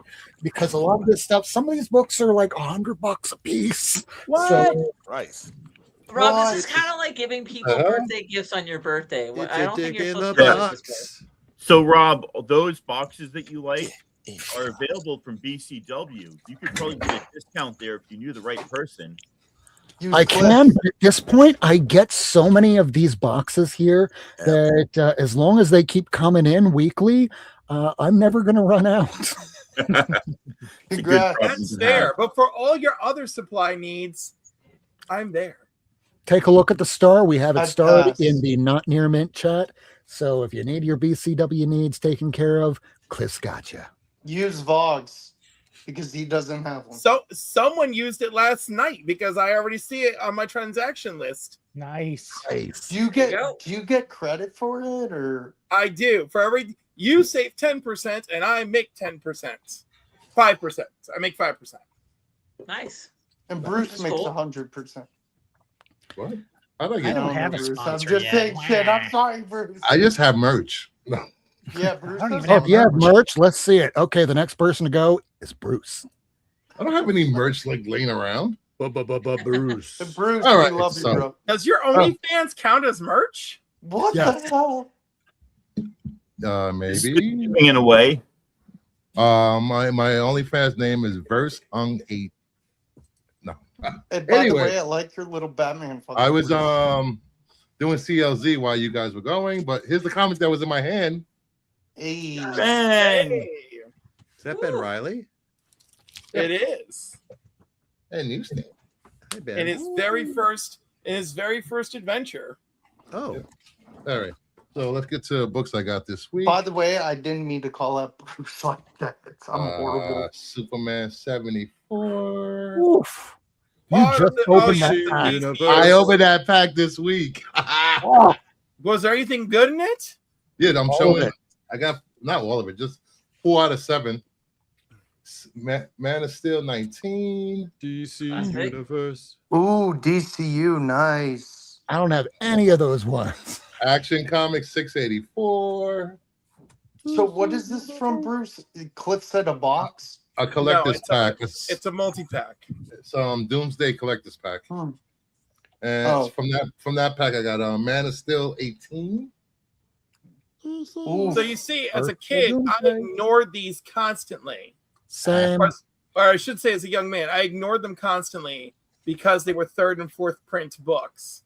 But And the We don't do DCU second logo, Animaniacs number 7. Oh, is that nice. one of the harder to get ones? Yeah. One of them. Oh, that's Bruce after the show. I don't want to interrupt. I'm sorry. Looney Tunes 13. Cool. Is that Wiley? Yeah, it is. Wow. Zatanna 15. Ooh, Adam Hughes. Good cover. Zatanna One of those more 16. expensive ones. Man, between 15 and 16, it's like a competition of whichever one is either more popular or more expensive. On any given day, it's different. Very true. I got another pack. Green Lantern, which has Ooh, it has Final Night, Parallax, and what is that? Green Lantern 81. oh, I need Parallax eventually. I'm a big Hal Jordan fan. Now you got to find one with Flash 100 in it. I've had like 7 of those things. I can never get a 9.8 in any of those 100s I have. X-Men 137. Ooh. Good book. Phoenix must. Phoenix Saga. I finally got this in a 9.8 because I love this cover. I love punk rock Supergirl. Supergirl number 4 from the miniseries. Yeah. What number is I that? have that. And Issue 4. number 4. Okay. And I a viewer of mine, I met him at Heroes Con. I introduced him to another friend that had a huge collection of Mark Spears. He flew his private jet from his house to Texas, bought his whole Mark Spears collection, and then sent me a thank you box. Wow. So this is the first work of This Mark Spears. Yep. Warning. He lives Warning. Warning. Banger alert. Banger alert. That's going to apply to everything you're showing. He lives around here somewhere. I need to stalk his house one day. He lives. Oh, you have a restraining order from Mike Spears too? Yeah, he's from Huntsville in theory. Yeah. Then was not expecting this. He's going to be in Chattanooga next weekend. I'm going there. An ash can from Monsters. Woo. Yeah. Oof. I'm not even going to tell you how much that costs. I'm already quite aware. Then this Transformers homage. And it's a metal cover, 10 made. 10. And this Not a book, 1 in 10, 10 made. 10 made. And this book, I've been trying to get this book forever. It's been out of my price range for a while that I'm willing to pay for this book. It's Monsters #1, the 1 in 75 metal cover. Ooh. Oh boy. I love that signature. That's awesome. It's like he put that character in just to sign over.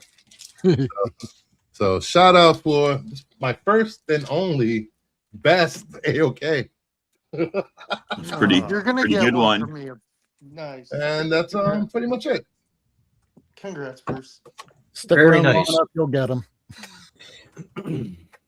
All right, Tacoma, do you got anything? I do. And I don't know if Miracleman's still in the can or what, but I did fix my light so it's on a different setting. Hopefully the glare is not as bad. I still haven't got it. You're not in heaven anymore. And it's still light outside. Yeah, I thought it still was have just to the surface of the sun. I still have to cover that up. That will help a lot. My room where I sleep in has skylights, and when I first moved in, the blaring sun early morning, so I'm like, oh, come on. There you go. So I sold all my ROMs, so I decided to start collecting it again because I can never make up my mind. I like to collect the weirder things, so I've got a couple issues with this NFL Super Pro. I need to get mine. I think that was signed the by, banned issue. Cisco. No, I think that's issue 6. This is issue 2. Yeah. This is cool. They had a bunch of these at half price. These like reprints that went with the toys, but they were all beat up except for this one. So I'll go back tomorrow. Hopefully they'll have some more. Hit a bunch of Conan, late issue Conan. Ooh, beautiful cover. Above. Yeah, nothing major. I like this cover. No major artists or like key issues. Conan, I think, ended at 275. The latest one I got was 265. I did get that ROM issue. If the ROM issue that he showed is the ROM issue that you're talking about, was 263. And another good one, if you like those bondage covers, 265. Death of a Dynasty. So I got this one just on a whim because, like, I've always thought about collecting these since I've gotten a number of them at the shows. But I saw that this had the Invincible character on it. So I'm like, oh, I wonder if maybe this is like an early appearance of Invincible. This is a 2012 Emerald City Comic-Con guide. Invincible's been around since 2002, which like blows my mind. I had no idea the property was that old. I'd only come into my consciousness within the last 5 years, maybe. So I thought that was pretty cool. Just because it's good condition, I grabbed some Silver Age Archie's joke book. There's some dolphins in there and stuff. You know, this is a play on words with a good beat with the band, but it's also a jackhammer. You get it? Like, da da da da da. Oh, I like this beat. Okay. Civil War. This is like, oh. I don't know if this is Civil War Unmasked or Civil War Choosing Sides. It's not the same barcode as the other Civil Wars, but I saw that 8, so I figured maybe it was a ratio variant. I just picked it up. I like the Inhumans. It was a cool cover. This next one I got for Kevin, if he doesn't have it and if he collects it. I don't know if you're a Billy the Kid fan. This is issue 74. We don't know. That's great. I don't have it. I don't have much Charlton Western. I didn't know if this was one of the Westerns he collected. So let me know if you need 74. It's in decent condition. I think it would pass your test. These next two I got for this guy named Michael. Richie Rich Success. Ooh. If you believe Key Collector, these are like $50 books in top condition. I'm like, no, I don't think so. But this is Richie Rich Bank Book issue 2, going all the way back to like 1974 or something. There is a whole ton of different Richie Rich books. There's been like 12 different like series of Richie Rich. It's pretty crazy. More like 20. It's ridiculous. Yeah. Yes. And I only just found out that this handsome motherfucker wound up writing a couple of them, and I gotta find them now. I know. Good luck with that. Print runs very low. Very low. Wait. Writing in or writing them? He wrote them. He kept this secret from us all this you time. Wrote issues of Richie Rich? Yes. I have. And that's Canadian up there? You kept this from him? I don't even have any originals of them. Oh. I wrote a couple of issues of Shrek too. So yeah, believe it or not. Oh my God, you hot bitch. I can't believe this. I'm going to send you my damn script. Don't let me forget. Everyone else I sent it to, the only one who actually read it and wrote back to me was John's Comics for Kids. Everyone else I sent it to has never freaking looked at it. But I'm sending it to you, Kevin. I'm going to harass you. I want details and fixes. If you type my name in comics, you'll see I have a few writing credits. It's weird. I don't care about that anymore. You have writing credits. Now I want to use you. This is one of those things I did not know prior to asking Kevin to come on this show. We don't Google each other here. That's not cool. Yeah, please don't Google me. Don't Google Don't Google me. No.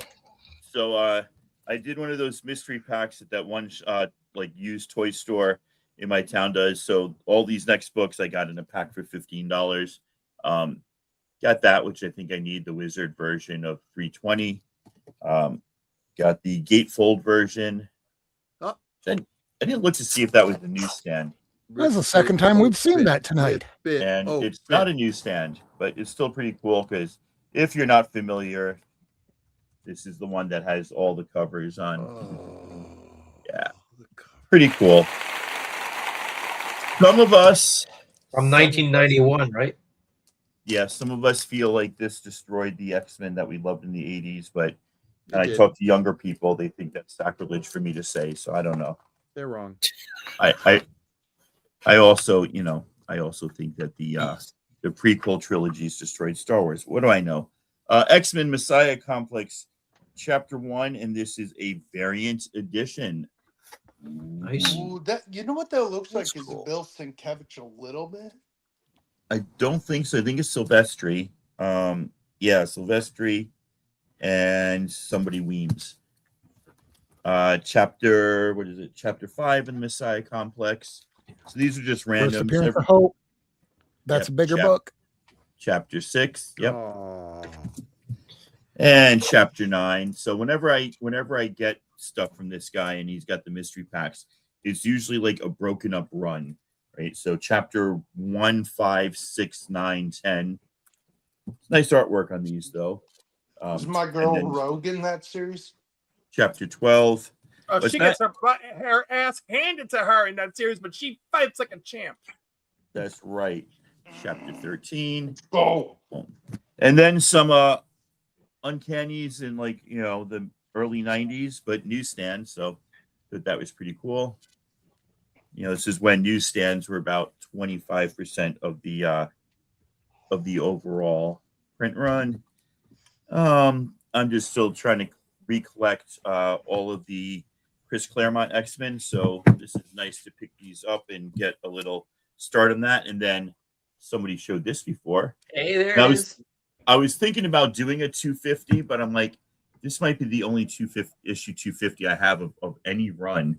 So I only went with that one. And then Good finally there was a little Archangel cover here. And that's all I've picked up. I've been busy this week. Been doing a little bit of schoolwork. That's still a lot. Sacre Yeah. bleu. Still a lot, but not as much as I'd like. I like, here's the thing. You find a gem or like a stealth buy like one day, and you just think that like you're going to go back to half price every week after that and find a stealth buy that's worth a couple $100 for like $2. Doesn't work out that way, but once you've done it once, you think you've got some sort of like magic that you know where to go and you know what to do, and not that you were just lucky. So yeah. More than 2 months, huh, Ben? Vinson, that's not including any of like the the stuff on my pull, the modern stuff. Is I get a lot of that too. Oh no, wait a second. I got something amazing. I totally forgot. Beep boop boop boop beep. As he's looking for it, I just want to remind everybody, as someone who lives in the area that Tacoma does, it blows me away that he finds comic books where he finds them, because all of those locations near me are freaking garbage. Have you guys met up before for comic hunting? Not yet. We will at some point. So this is the gallery edition of Hidden Years. I'm now a sucker for these Wendy Pini art books. I'm going to start getting way more of them than I want or deserve or need. I had to sell a bunch of books last Sunday to fund this one. Hey, you should have them sign that at ECCC this coming year. Are they going to be at ECC? They usually are. They're pretty. You've got a fancy signed hardcover now. Come on now. Yeah. I've got a few things. I mean, I've got all the #1s signed by them and stuff, but it's just, oh my God, it's heavy and big and amazing and glorious and wonderful. There's That's what she Javi. said. Hey, I want to shout out Sci-Fi Sisters, a bunch of African American women who do great YouTube channels. Sci-Fi, like the rebranding of Sci-Fi, SYFY Sisters, and Tony Titan, who I met on the webs when we were both supporting the ElfQuest audio movie Kickstarter. She does a series under the Sci-Fi Sisters channel on just ElfQuest, and they literally just did an episode like 2 nights ago of the character that I just showed, Kavi. So is that how you spell it? Definitely give a shout out to them and give them a watch if it's up your alley. They do great stuff. Really cool, especially their ElfQuest stuff, I think is top notch. So there you go. That's all I've gotten. Hey Ian, I gotta find it. I've got an ElfQuest print that I had the pennies sign me like 10 years ago at ECCC. If I find it, you can have it. For real? Yeah. I think I have it upstairs with I have a bunch of prints because I think I don't have room for them on the walls. I'm pretty sure. Believe me, this is a smaller room, and I'm going to be culling soon, and I hate to get rid of stuff. It'll probably just go into like the closet, but yeah, I hear you. Yeah, I'll look for it for you. Thank you very much. All right, so who's next? I can go. Or who hasn't gone yet? All right, where is he? There he I'm is. starting to lose track. Throwing you up on the screen now. Yeah, I already lost track. Okay, so pardon me. So what I brought were some fanzines. If people are interested in seeing that, of course. Yeah. Okay, so this is it's called the Rockets Blast Comic Collector, and because you were showing ElfQuest, that's when I went in the back room and got it. This is called The Spinning of ElfQuest by Wendy Pini. And this is from November of 1978, and it had a print run of 2,200. Oh my Lord! That's pretty cool. I've only seen that on. It's so cool. Pretty cool, huh? Okay. The next one was issue number 61 from 1968. It had a print. It's not ElfQuest. It's something else now. That had a print run of 2,300. What? Cool. Amazing Man. Amazing Man. That's John Emond, the Amazing Man, right there. Centaur Publications. The knowledge that people have, I don't, is amazing. Yeah. This one here is number 66 from 1969 at a print run of 2000. Oh, wow. Ooh. That's cool. All right, so that's very wood-esque, but not wood. Who's that artist? The cover was done by a fellow named Robert Klein. Oh, okay. Famous comedian. Beautiful work. Beautiful work. This one is issue number 72 from 1970. It had a print run of 2000. It's a little dark. Look at that one. Oh, nice. That's great. This one here, the cover was done by a fellow named Bob Juanillo. Incredible work. That's fantastic. The next one is from 1974. It's issue 110 of War of the Worlds at a print run of 2000. Oh, wow. That's cool. These were done between, pardon me, 1964 and 1983. That's beautiful. Centaur went out of business in the Golden Age. The next one is an Outer Limits Horror. It's number 111 from 1975 at a print run of 2000. Holy shit. Yeah. You know, this that doesn't one- even look like a comic. That looks just like some original art. The cover was done by a fellow named John Adkins Richardson. We saw what Nice. his influence was. Yeah. The next one is number 125 from 1976. It had a print run of 1500. Oh, wow. Who did that cover? I couldn't. It says uncredited. It looks like a Wrightson. There's a name underneath the figure in the front. It looks like Wrightson. Yes, it is. That's Wrightson, 1973. Freddie Wrightson, yeah. Good Yeah. call. Wow. Definitely Wrightson. That's great. That's incredible. Then I have issue 128 from 1976. Had a print run of 1700. Whoa. That's beautiful. I'm saving the banger alert for the end. It'll apply to everything. Hey, Lyle, just asking, are you a fan of the artist known as Mobius? Yes. I am too. This is the other RBC one, issue 132 from 1976. The cover was done by Mike Zeck and had a print run of 1800. Dude, Zach is so great. Nice. I think my favorite Zach work is his Punisher run is so good.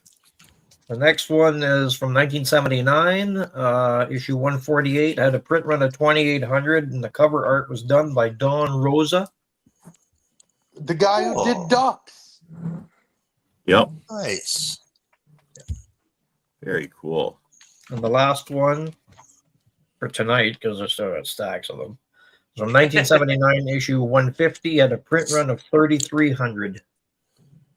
Oh, Tim. that's great. That's all I got for you tonight, Rob. Do it, All Rob. right. There you go. You're getting it for everything. Thank you. Warning, warning, warning, warning. Banger alert, banger alert. Holy fucking shit. Look at that fucking book. Oh my fucking god. Look at that fucking book. Oh my fucking god. Look at that book. Jesus. Jesus. Oh my god. I like turtles. Turtles are nice. I like turtles. Oh, look at All the right. Who kitty. else we got Wait, here? this is about comic books. Got Michael and Kevin and Cliff. We're like halfway Michael, through. Kevin, Miracle Man, you son of a bitch. I don't know. I don't think Hello, Miracleman has anything to show this week, guys. Hello, We can just skip Clifford. it. Hello, Cliff, Clifford. you're on And mute. you unmuted. Beautiful son of a I bitch. will talk for Cliff. Can't hear you. I You're am Cliff's muted. My name voice is Cliff. today. You're I will muted. talk. Stay muted. Hello, make my it- name I don't even know why I was muted. Because you Really love said some me. really Yeah, I was insightful gonna say, things did in the someone last mute 10 me minutes. thinking that was the noise? I don't know. No, Hello, because my name you is love Cliff. me. So anyhow, if you want to see what comics I bought this week at the shop, go check out my YouTube. But This is Cliff because Cliff. I have come here to chew bubblegum and kick ass. and I'm all out of bubblegum, bitches. All out of that bubble gum. Oh, I got a parody of that clip. I wanted you to make part of your channel. All right. So, right. I don't have my comics of the week on handy. Last weekend, I did a fill a box. I filled 2 boxes. But y'all are going to get a big old taste of that. And you're going to get a taste of what I'm bringing to Only Slabs tomorrow. All right. Ooh. But I'm not going to show all of them off because, you know, got to save something for the show. All right. So one thing that was really cool when I was doing the fill box is there were multiple copies of first issue special. Those are fun. So this was for my second go around in the store. You got Lady Cop? I didn't get Lady Cop. Ah. You know, I got this Tales at G.I. Joe first Springfield reprint. Ooh, that's hot now. Because it is hot now. So I was like, oh, look, first reprint. All right. Giant Size Fantastic Four, number 3. Giant Size Conan the Barbarian, number 2. Yeah, he is. Giant Size Conan, number 3.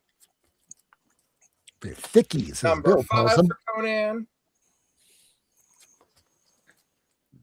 Another number 5. There's only 5 of them. Do you get all 5? No, I didn't. And Giant Size Man Thing, number 2. Because everyone should own a Giant Size Man thing. Absolutely, brother. So then there's a few issues of Kazar. There's a few issues of Kazar that involve Sabretooth and Spider-Man. I want them all. This is my first time getting one. Kazar number 25. Nice. Very nice. Nice. All right. Also, there was some, you know, it's so funny. I love Superman, and I'm doing a fill a box, and why is like Superman like the last thing that I grab, right? Shame on you. Yeah. We heard it all, Box. We heard it all. Miss you. Sure you do. All right. So we got, I love you, Box. So I got, again, fill a box. Pennies I paid for this. Lois Lane. I would love to go to a fill a box thing. Yeah. I'd love for you to fill my box. This is Superman's girlfriend Lois Lane 49. Christ.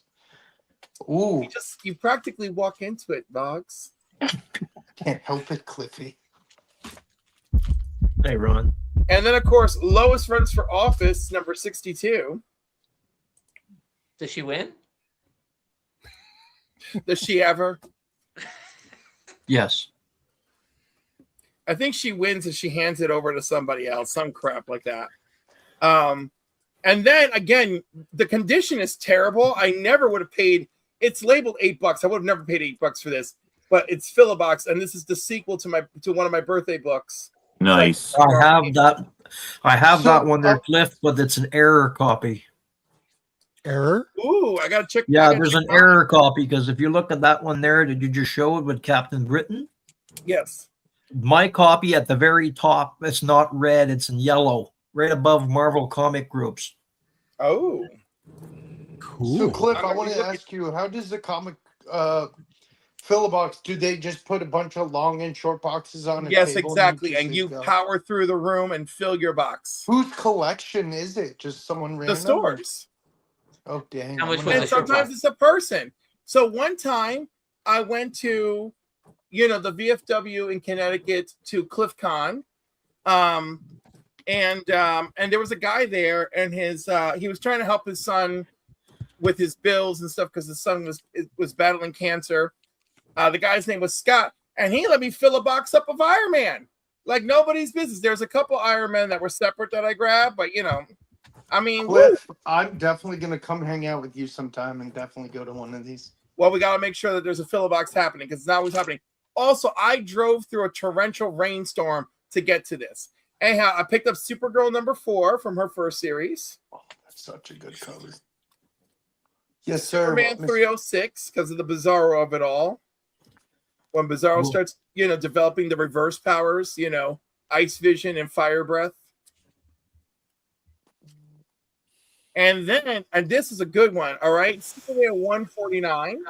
Oh, nice. I Very believe nice. I believe it's among the first 20-something appearances of the Legion. They're in it very briefly. It's an But they're imaginary there. Lex is turning good. They give him a citadel on the moon. He's curing diseases, cancer, everything. He's like, come to my moon citadel and find out what it's all about. And then when they get there, they're like, Superman, should we trust him? But look at all the good he's done. No, he did it all for his chance to kill Superman. Yeah, it's kind of like a van driving up to a bunch of kids and saying, "Come on, get in, kids. We're going to the comic shop." That's Lex saying, "Come to the moon, kids." Right, but that's but after all the healing, you know, like it was crazy. I do like that it's in pretty decent shape. Oh, I got jewels. You know, that's very helpful. And then of course, you know, the Superman of it all. But I do think they loosely used. Yeah, by the way, this is the 8th appearance of the Legion of Superheroes. The dude who backed this actually knew. Good job. So now I'm so close to their first 10 appearances. I can almost taste it under my tears. Ron's asking, how much was the box again? $100. Nice. And because I brought my own box, right? Wait, it gets better. This box I'm digging in was only $75. If you did not bring a box, you paid $115. And then he told all of us who started our first box, if you do a second box, I'll do it for $75. So my second box, I get a free box from the store, 2 free comics, filled the box for $75, and then when he rung me up on the register, another free. Well, I said 2 free comics already. Anyhow, it worked out to 2. By the time I got to register, it had become 2 free comics and 1 slab as a thank you gift because he was doing like a raffle at the door as you left. And so that one was, oh my God, 20th anniversary of the X-Men. All right, so I happen to like this a lot. A, hey, it happens to be a newsie, but B, Nice. The very first 2 X-Men things I ever read in my life were the Phoenix Saga trade and the From the Ashes trade. And this is the cover they used on the From the Ashes trade. So I always have a special place in my heart for this cover. Paul Smith does not get enough love. He is so good. He did not. Absolutely. And it's fun. So yeah, this I thought I was actually a little bit emotional with this. This was all at Best Comics International. And we'll come back to my other purchases. So I was just stocking up like crazy. Astonishing Tales number 5. Yes. And then a lesser copy of it. And Astonishing Tales 8, which I actually found in a completely different box. You know? Also, love that we get the full fury of Dr. Doom in these stories. Yeah, he's great in that. Yeah. And then Astonishing Tales 14. And then 20. And at this point, I was just grabbing them because they were there. 21. Nice. 22. 28. Ah, nice. A couple copies of 30. And then a beat up copy of 30 that's going to end up in a giveaway box. All the 30s. Yeah, not all the 30s, but Someone's just going to get a box of 3 issue 30s going, what happened here? No, I wouldn't do that. 32, 35. I didn't know he was a demolisher. Then we get into Marvel. So Captain Marvel 9, beat to hell, but it's okay. All right. Those covers are so great on that run. 17, 19. Beautiful issue 23. Look at that. That's pretty. I mean, the spine ain't great, but I love it. 24. Hey, there's Thanos on the cover for the first time there in shadow, really tiny. Is he? No. 26. That's like 26. Yeah, 34. 28. Ron Wilson. Nice. 45. The era when Captain Marvel was in the new costume but still had the white hair. That's like my favorite era for the character. Yep, before he went blonde. I agree. Yeah. So is the shop closing, or is this an annual thing Ron's asking? This is an annual thing. And then he told me he may see me again for some upcoming events. So I was really excited. I only grabbed one Cloak and Dagger. It's because Doom was on the cover. Good cover. Yes. And Rick Leonardi, I think, offhand. What's that? I think it's a Rick Leonardi cover on that Cloak and Dagger. I wish I had found more of Assistant Editors Month because I love these. Uh-huh. And some Hulk. Yeah. And some more Hulk. This may sound like a stupid question because I'm newer into comics. How do you know when it's assistant editor month comics? It only happened one time, and it has a stamp on the cover, a fake stamp, right? And it has a the DC checker box across the top on a Marvel comic. And the fake DC logo. There's the fake DC logo. It says MC, and then the stamp looks like that. Okay, I don't think I have any of those. Wow. No, but they all came out. I mean, they all took place during that 1 month. Which, anyhow, I thought that was a fun idea. They really. It was a fun idea. It's very hit and miss. Some of the issues are really good. Some of the issues are not so good. As one would believe during Assistant Editors Month. Honestly, I wish we lived in an environment where we could still enjoy trying such things. Yeah, the most recent thing they tried doing like that was early 2000s with the silent issue, because they were trying to do the G.I. Joe 21, but let's do it for everything. Some of them were better than others.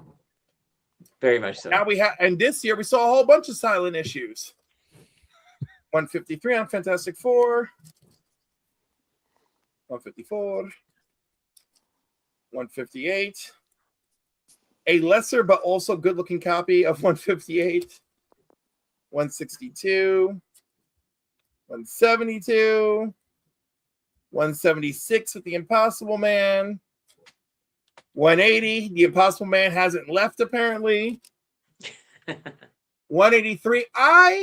Once in a blue moon, I love a wild ass cover that's got everything going on. I appreciate this.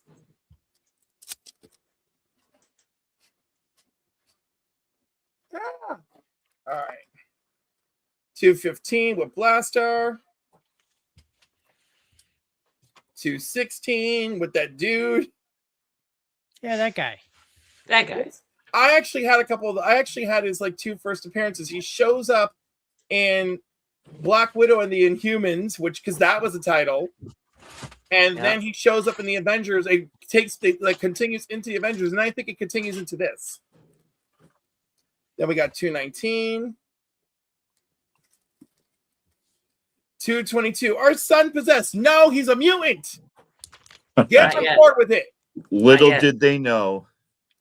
Didn't they undo that? I don't think they did. I don't like to talk about it. 228.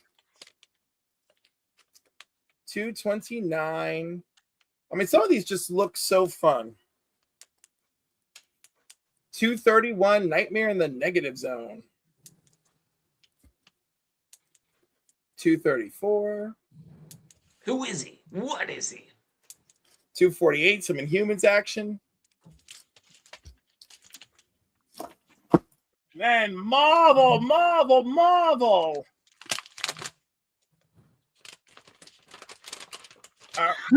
Mama Bear. All this, Bruce is still on camera. Marvel Super. Right. I'm still here. Super Action number 2. He's not enough, though. He's falling asleep. Number 3. No, that's me. I'm old. Number 3.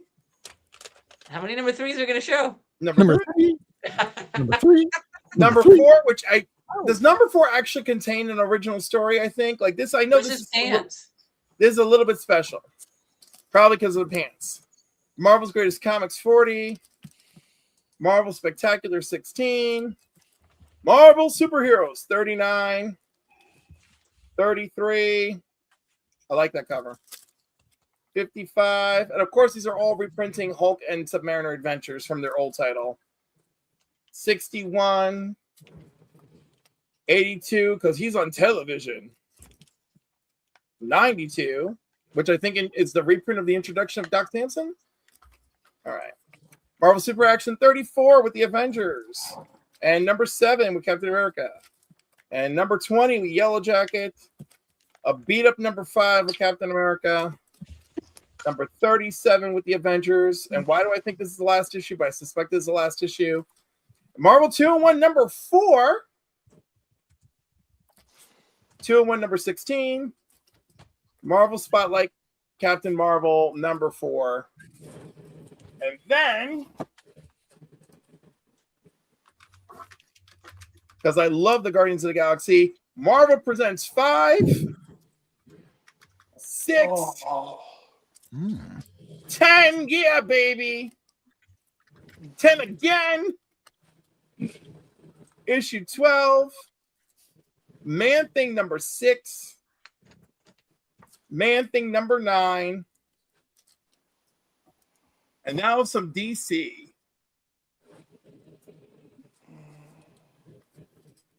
Richard Dragon. Up, it's easy. Richard Dragon, Kung Fu Fighter number 2. Nice. Number 3. By the way, this series is rich with first appearances. Number 9. A lot of them in Richard Dragon. Number 14. Number 16.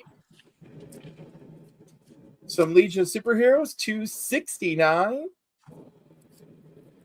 Number 300 of Legion of Superheroes, which is funny. So my LCS owner was doing a short for the Council of Comics about any book could be your first book. And he mentioned that this was somebody's first book, you know? And I thought that was kind of cute.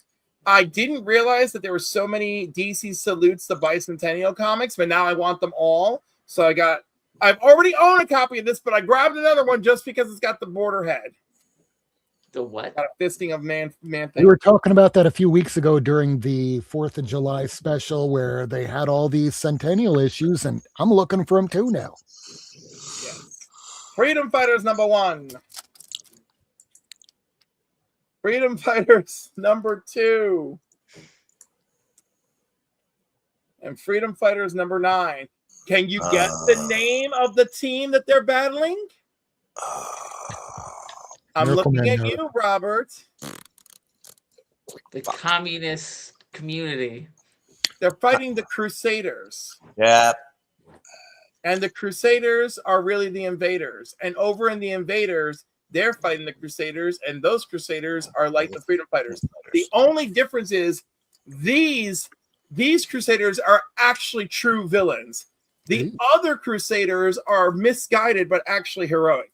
Yes. Which I thought was a nice twist. I got a nice second printing of Cable's first appearance. And a Secrets of Sinister House. Ooh. Very that's nice. Cool. Right? Oh, is that a grayscale cover on One of that? those? Yeah. Yeah. One of those issues is in the top 5 today. It's shocking, but I'm glad because I grabbed it. So that was issue 6. This is issue 9. Oh, that's a great one. And then because I was a fan of the Super Friends as a kid, and I remember her as being on the Super Friends, we got Rima, the Jungle Girl, number 2. Yeah. Number 3. Nice. Number 4. I have a lot of that. Number 5. Number 6. So at least I gave us some DC love for a while before parachuting back into Marvel. I picked up Marvel feature number 5, number 6, number 9, number 10, Now, this next one is very important, and I'm very happy I got this. It's a big first for me. It's Marvel Feature number 12. Ooh. Good one. That's a very good one. Right? And I believe Thanos is in this one. Mm-hmm. And then we have Marvel Premiere number 4.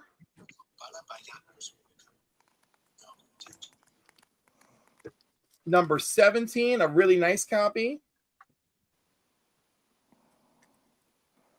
17 in a beat up copy. Number 23, my God, I bet this guy's balls are invincible too. Number 24 with the Monstroid. This is a really good looking copy of 29 with the Liberty Legion.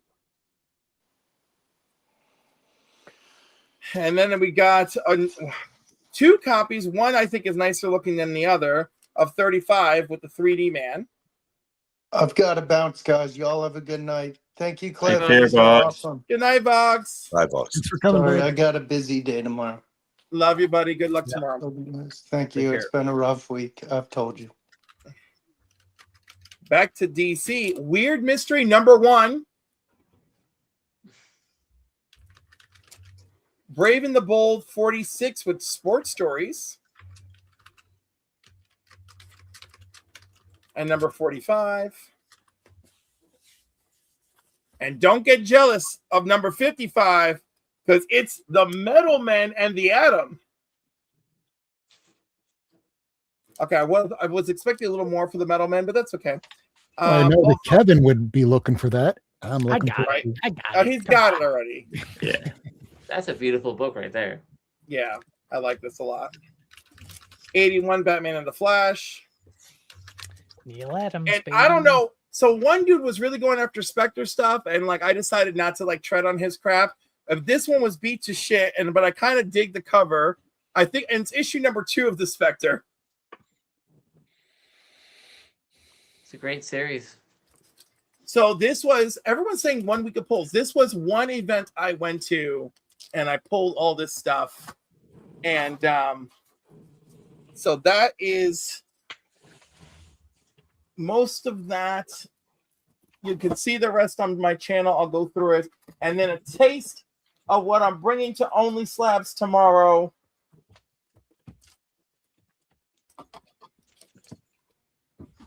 I'm going back to 1947 with the first appearance of Mr. Atom, the first robotic creature that had sentience and that became a bigger threat to every time he showed up. Before Ultron, before Amazo, it was Mr. Atom.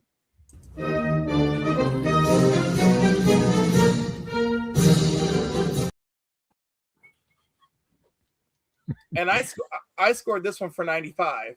And I'm more proud of the other 2 that you can see tomorrow.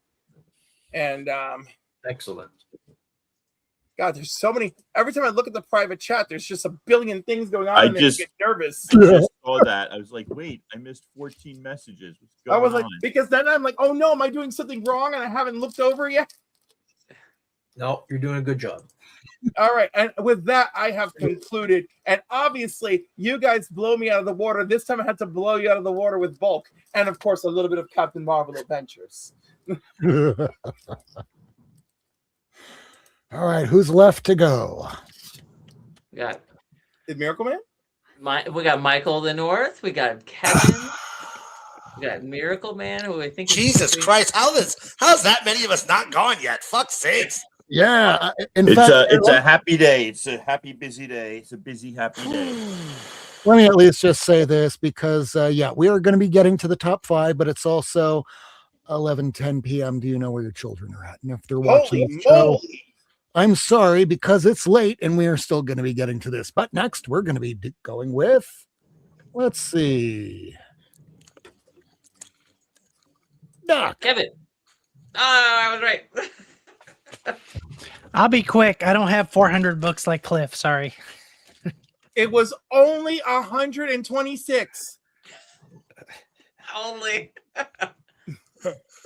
Green Lantern 32. Oh my God, I love it. Wow. It's partly racist. I've never seen that cover before. It's a pretty racist cover, yeah, but it is. Metal Man number 11. Woo. Wow.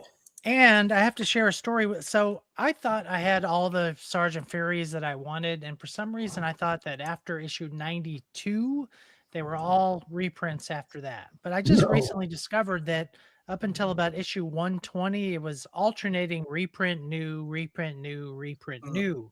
So I got excited because I haven't bought any Marvel books in a while, and I got some Sergeant Furies. I got number 97. Nice. I don't really care about the reprints, but the originals, of course, I want. So these are all It's a good original cover. stories. Yeah. Any of those portrait covers are fantastic. 98, yep. Picture frame covers, I like to call them. Nice. 112. Very muscular. In Florida. Here's 117. So there's about 15 of those or so. These or so that I'm trying to get. I think I've got 7 so far. So I'm working on them. 118. These are all the new stories. Ooh, they're fighting Nazis again. They are. And then the last one is 119. That's it. That's it. That's it. Light Final week for me this cover. week. Still pretty Michael damn Leonard. awesome. Michael. Hopefully first next I'll do week, the- Michael, you will have a swath of Richie Rich. A swath. So many Richie Rich. So first I'll do the 250s that I have in my collection. World's Finest 250. Hey. Justice League 250, the return of the old team, because Vibe didn't have the vibe. And Fantastic Four 250. I was really worried Cliff was getting close. He was getting 247, 248. And you know what's funny is like I do own that somewhere. I also own that one. I own that one too. I mean, I'll take your word for it, but until I see it, I guess. I don't know. No, Don't I worry, don't he doesn't have a that kind back of mobility. I don't have that kind of mobility. I found this in my cat's kitty litter. Everybody Holy has it. moly! What? Nice. But I got a collection of Brave and Bold. Some that I know that one. I know that one. Great in pink cover for Apollo. Spy Vinyl. Rose and the Thorn, but I think they're the same people, really, guys. I don't know. Is that a triple team up? No, because let's be honest, Rose is basically useless. Thorn is the one who has to do all the work. Kind of like Hawk and Dove. Is this Lyle? I that's don't know. neat. Could be. Could it be Lyle? I don't know. Could be. What's that? This guy? I had it on mute. Is that you? Is that you? Could be.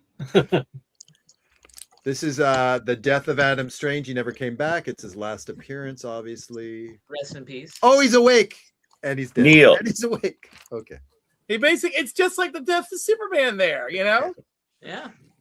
Batman and the Joker. This is a rare. This print limited to a print run of 200,000. So if you guys got this, Wow, that's less than Absolute Batman. this I'm probably looks like going to a be job getting World for Finest from Bill. Oh my Metz. god, I love this one. I love this one. Like Super- Superman and Superboy get time displaced, so Superboy teams up with Batman, and then of course, you know, the time displacement ends. then just goes away. And then Batman teams up with Death. What? No, he teams up with Nemesis. Oh, and no. I know who this is now. Vincent's dog. Oh. I believe that's actually the last time you see Nemesis until he returns in the Suicide Squad, John Ostrander.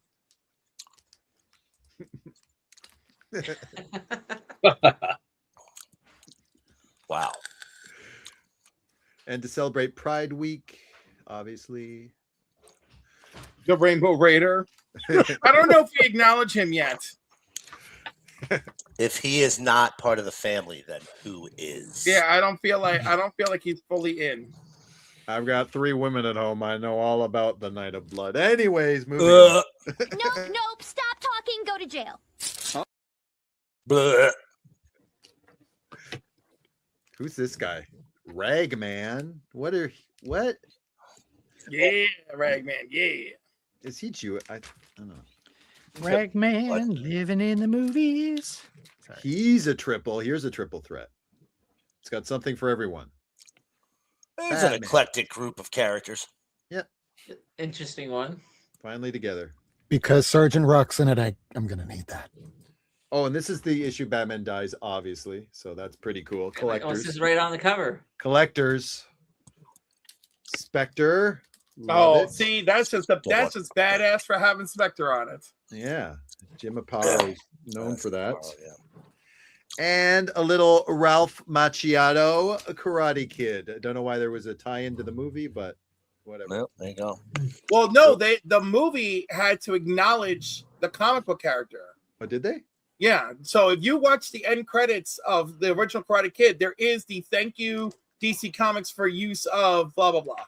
There you go. I didn't Yeah. even know. There you go. Okay. Hopefully Machio got some royalties, right?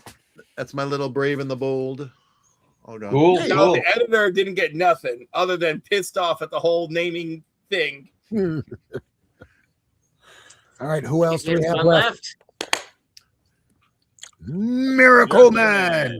All right, I'm gonna go really fast. I had a whole lot here. I didn't pull any 250s, but I did get some good stuff.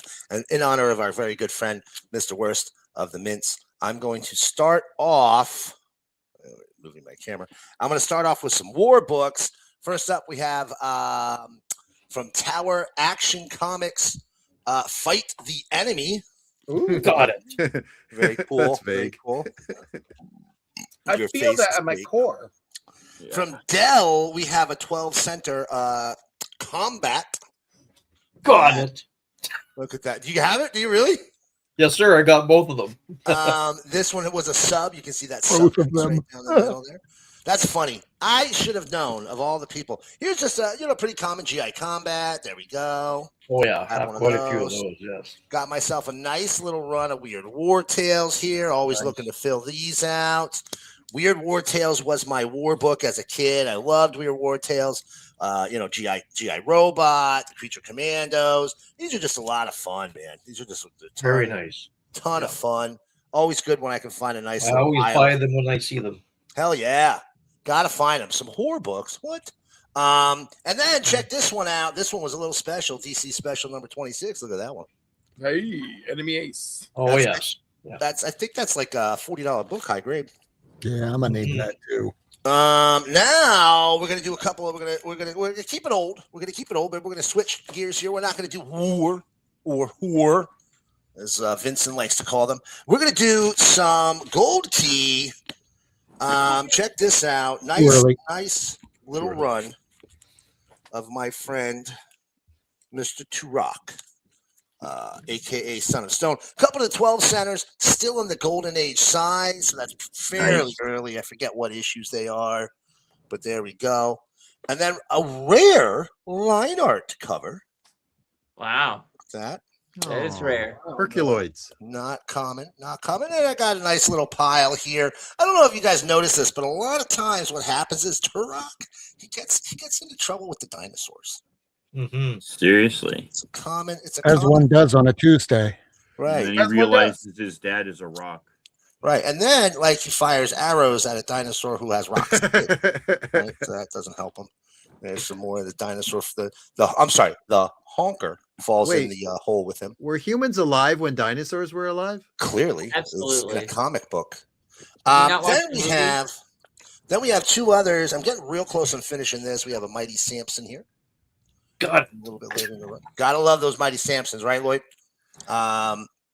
Then we got a Magnus Robot Fighter. This is the second to last issue, but I think this is a reprint. I already had the last. Yeah, most of them are reprints. Most of them are reprints. I already had the last original story issue, which was the issue before this one, I believe. Oh. Next, Yeah, I'm going to do the same, Vincent. That makes sense. Next up, we got a couple of just a little bit of the oddballs here. We got a Megaton Man number 5. Nice. That original kitchen sink run is really kind of a very mature story. If you've never read it, I really recommend it. It's great. It's fantastic. Don Simpson, top of this game there. Next, we got a couple of Adam Hughes covers I bet most of you don't have. A Nexus the Liberator number 1. Oh, wow. And a Nexus the Liberator number 2. That's much more the Adam Hughes style. I don't have it. Come to know and love those. Now I found these. Lady F showed one. I think it was Lady F showed one just recently. I saw them at the shop. I was like, oh, the collection came in. That's where I got the Turoks and these from. Jerry Lewis, Adventures of Jerry Lewis number 105, featuring a crossover with Superman. This is a Bob Oxner cover, but they brought in Wayne Boring to draw Superman. They didn't want to let Oxner draw Superman. Warning. And then we got a 117. There's your crossover with Wonder Woman. All right, now you're getting one. Warning. Warning. Warning. Warning. Banger alert. Banger alert. And why are you getting this? Because there's only a few issues of Jerry Lewis that are worth collecting, and these are it. Those are them. Those are the ones. Couple of oddballs here. B-Movie presents Tasma, the Congo Queen. I have to get that when you find shit like that. True Crime Comics Special number 2, Apocalypse in Waco. Look at that. Parody Press presents Kill Barney again, because Kill Barney, the first issue, sold so well. This time they brought Beavis and Butthead to Kill Barney. Got to do it again. How to do it again. Mad Dog Graphics. This book's called The Uncanny Man Frog. Right, look at that. Look at the beauty of this. Look, if the comics aren't good, at least let them be weird. Last up, a little bit of an oddity I thought you guys would be into. You guys remember back in the day a game called Loaded? It was a top-down shooter game on the original Sequel called PlayStation. Reloaded. Oh, I was playing that game for years. Oh, Yes. wait, no, I just was loaded. Here is the comic book tie-in. Yep. Written by. Oh, yeah. Look at that. Hey, I need that. It's Garth Dennis. Right?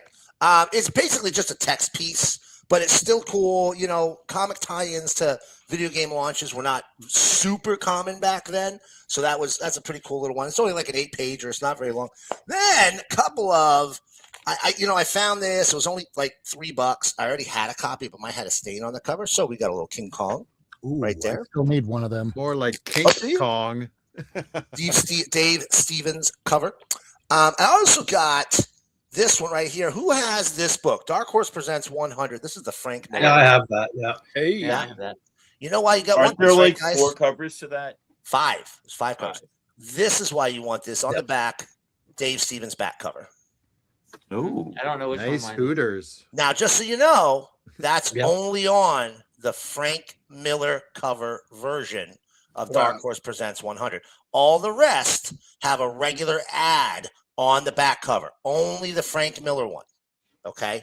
So if you want this one, I saw a guy trying to sell this at a con, $43. Yeah, I don't know. I saw it. I was like, wait a minute. I don't know. I know every Dave Stevens cover. What is this? I don't know what this is. I picked it up. I looked at it. I was like, this is a back cover. He's like, oh, yeah, it's a back cover to 100. I was like, I can get that 100 way cheaper. And in fact, I did. I bought this for $1. So, but highly recommend you Dave Stevens fans. If you still want to, if you're still trying to flesh it out next week. Yeah. Get them out there. Now, we're going to do just real quick. We're going to go through some. I just got these. So not long ago. If you want to go to my camera, look. We have some. Oh, there you go. Look at this. Not boarded. This fucking psychopath. Not boarded. Kick him off this fucking show. This is why I don't mind making fun of his dog. We're going to have some. Do not make fun of that puppy. You only keep me on my dog. I get it. We're going to do some ladies' books, and we're going to go from good girl to naughtier girl.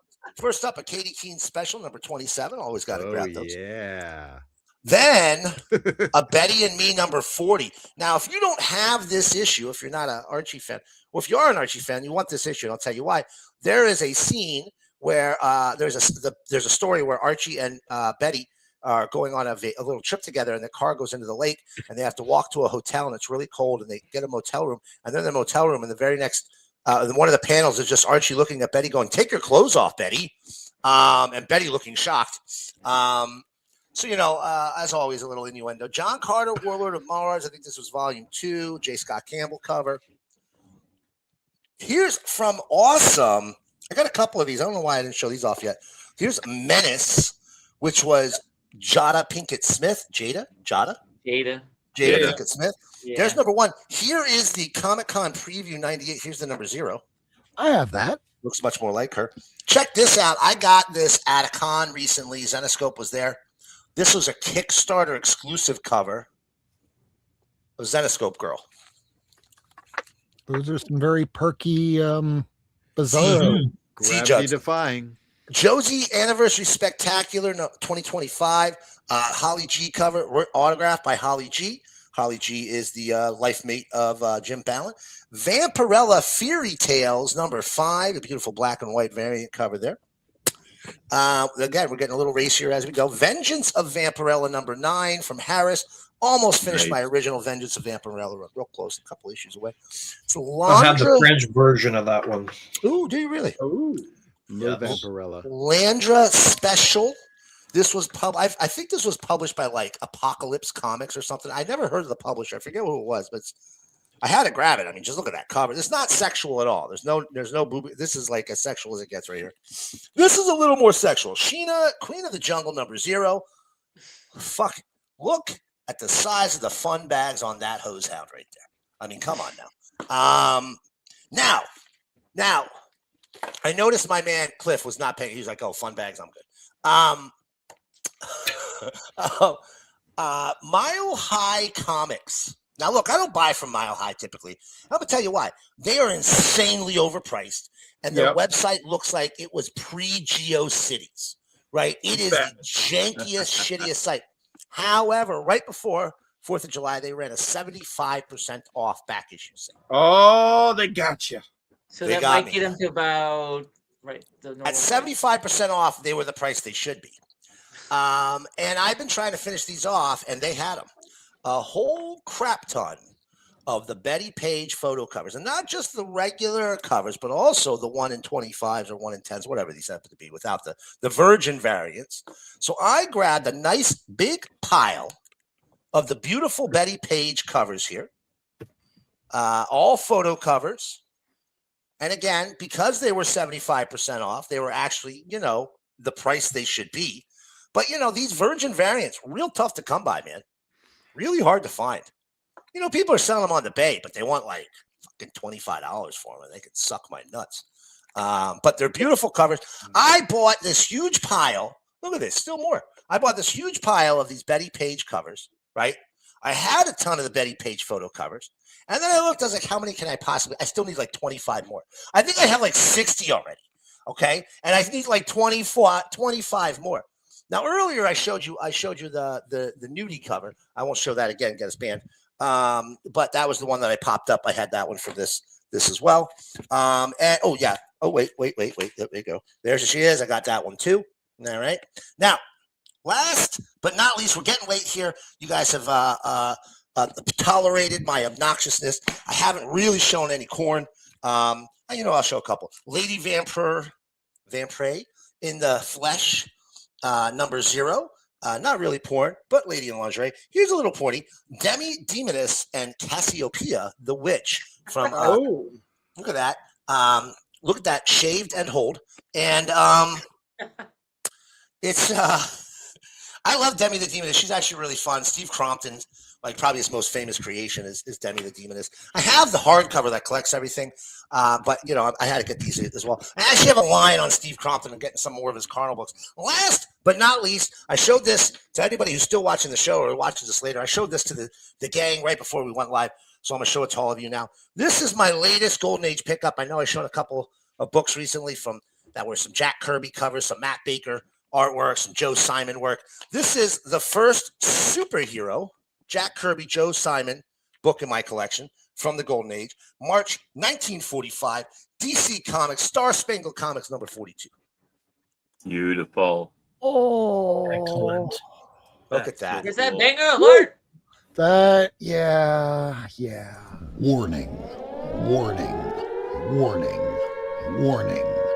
Banger alert, banger alert. Holy fucking shit. Look at that fucking book. Oh my fucking god. Look at that fucking book. Oh my fucking god. Look at that book. Look at that book. Jesus. I like turtles. Now, here's the thing. I think it's real obvious who the Guardian was meant to be. He was DC's version of Captain America. Instead of having one kid sidekick, he had a whole bunch of them in the Newsboy Legion. Cannon fodder. I mean, right? kid. And, I never realized, for those real quick, before I go any further, though, I don't know if you guys realize Jimmy Olsen, the Jimmy Olsen run when Jack Kirby comes back to DC and starts writing the Jimmy Olsen run, Newsboy Legion once again feature very prominently. And later, when John Byrne writes Superman post-Crisis and reinvents the Superman character, he essentially lifts every single thing Kirby did and made it canon, right? Everything from the Harrys to Double X to the Newsboy Legion to the Guardian. If Kirby touched it and assigned it to Superman, Byrne swiped it and used it in his relaunch. If you look at the first... The early Byrne stuff, post-Crisis, 1987 on with the Superman title, Superman Volume 2. Look, I love that. That pulled me into Superman. That's what started making me a huge Superman fan as a kid. I will say this. He essentially has like 3 original stories, and all the rest is him just swiping Jack Kirby. He gave them, I mean, yes, but he gave it he gave everything a fresh coat of paint. He gave everything a fresh coat of paint. It was not new concepts. No, but you know what? What really is? If you go back and look at those early stories, if you look at his originals, the stuff that were original John Byrne creations, every single one of those characters, with perhaps the exception of Bloodsport, are completely forgotten about. They were total throwaway Monster of the Week variations. Rampage is still around. I mean, granted, she's not like a main event, but she's around. Who? Rampage. Okay, Rampage. Yeah, Rampage still exists. The Rampage had more longevity. Skyhook was a bad mamma jamma. That shit gave me nightmares. Where the hell is Skyhook now? A fucking nightmare creature with a hook that steals children? That shit should be gold. When's the last time you saw that character? Exactly, but that's a character that scared the shit out of me. Bring that shit back. But that's just it. That stuff, most of that stuff, that early stuff didn't last. I'll be honest with you. The Superman, John Byrne, making Jack Kirby Superman's creator, essentially, perfect. Worked perfectly for me. I would love that to this day. So, but that's it. That's all I got to show. I got more, but I'll save it for another time. Yeah. Excellent. 11:30. Y'all up late on the East Coast. Yeah, we are. So it's 11:30 on the East Coast. It's quite a bit earlier on the West Coast for the East Coasters. We thank you so much for staying awake. For the West Coasters, it's still early, and guess what? It is finally time for that part of the evening. We're going to be doing the top 5. Didn't do it for a couple weeks, bringing it back tonight. And there's kind of a reason why I didn't want to do it last. It keeps seeming like these same books are on this list week in, week out. And you're about to see. It's the 4th week of July, 2026. This is based off of my now 32,000 comic books in CLZ. It's gotten so bad that I needed to put in a whole nother rack. So let us know if you have any of these, and we're just going to switch up the camera and let's see what the top 5 are for this week. So starting off right here, no, it's not issue 250. It's just the fact that it's the 250th episode, and we were told we should probably bring an issue of 250, and we didn't see this tonight. I showed it. He did. How dare you, Rob? Oh, the hell with it then. Yeah, with Klaus Janson and JR, your signature, yo, what the heck? I'm there for you, Vincent. I'm there for you. And I even Mylar'd this one, Cliff. That's right, you pig. Rob. All right, starting off, number 5 is Superman's Girlfriend, Lois Lane, number 106, and a very good fine condition copy. This thing went for Let's see here, $229. It's up 49. It's an inappropriate race cover featuring Lois. Hey, let's see what it's like to be black for a day. And yeah, people still talk about it to this day, but it's also the second appearance of Rose and Thorn. So if you're into those characters, and we've been talking about characters we don't see very much of lately, and also Rose and Thorn. Look, I Still- have a very special place in my heart for that book because it's far from perfect, but at least its intentions were noble. Yes. Absolutely. And I still got to get the issue before, which is the first Rose and Thorn. But moving on, number 4, Secrets of Haunted House, number 5, in a fine minus condition. For Bernie writes in, it's a pumpkin cover. Pumpkin. I still don't get it from all those weeks ago. It's a creepy pumpkin. People have been digging this, and for the last little over a year and a half, 2 years, this thing just keeps getting pumped up and up and up, and it doesn't matter the condition. Seemingly, I think I paid $35 for this last year, and now just look at it. Just look at it. Up $50 in a fine minus condition. That's a 5.5 raw from 1976. It is up $50. $184 is what somebody just paid for this recently this week. And if you thought that was kind of interesting, I'll try number 3. This is the death of the Green Goblin, Norman Osborn. It comes right after the death of Gwen Stacy in a fine, very fine condition, which would be a 7.0 raw. Somebody paid $271. It is up 57. Now, all of these here seem kind of justified because they're older books. They keep their value, but this next one, so Absolute has been going crazy lately. So much to the point that we were seeing the all-in special going to about $175 raw, when just a few months ago you could have gotten it for $40. It's gotten so bad. We are now back to where we were right around the beginning of the pandemic, when we were talking about first appearance of a first cover-facing image. Because when's the first cover appearance of all of the Absolute characters? Some people are saying I'm not, but some people are saying it's this, a preview edition that you could have gotten for free from your local comic shop, where some The people marked same it up. people. Yeah. The same I get a people who lot of sold those for free. Miles's freaking Marvel cover thingy for 18 grand. Same people. Yeah, Makes me so mad. So mad. I mean, I got this for free, but I've been keeping all of these previews for a long time now. I have the first Marvel or the first Miles first facing cover. It's stupid. They were free, but because people threw them away or marked them up, now people are paying more on the back end for this. It's a preview. The Absolute universe won't be popular forever. And if you're paying what somebody paid this week, which was $80, up 73, because people were paying about $3 to $7 online, all the way up to maybe a couple weeks ago. And then all of a sudden, 20, 40, 60, 80. $80 was the last high sale on the 20th of July. And here we are talking about previews that were free.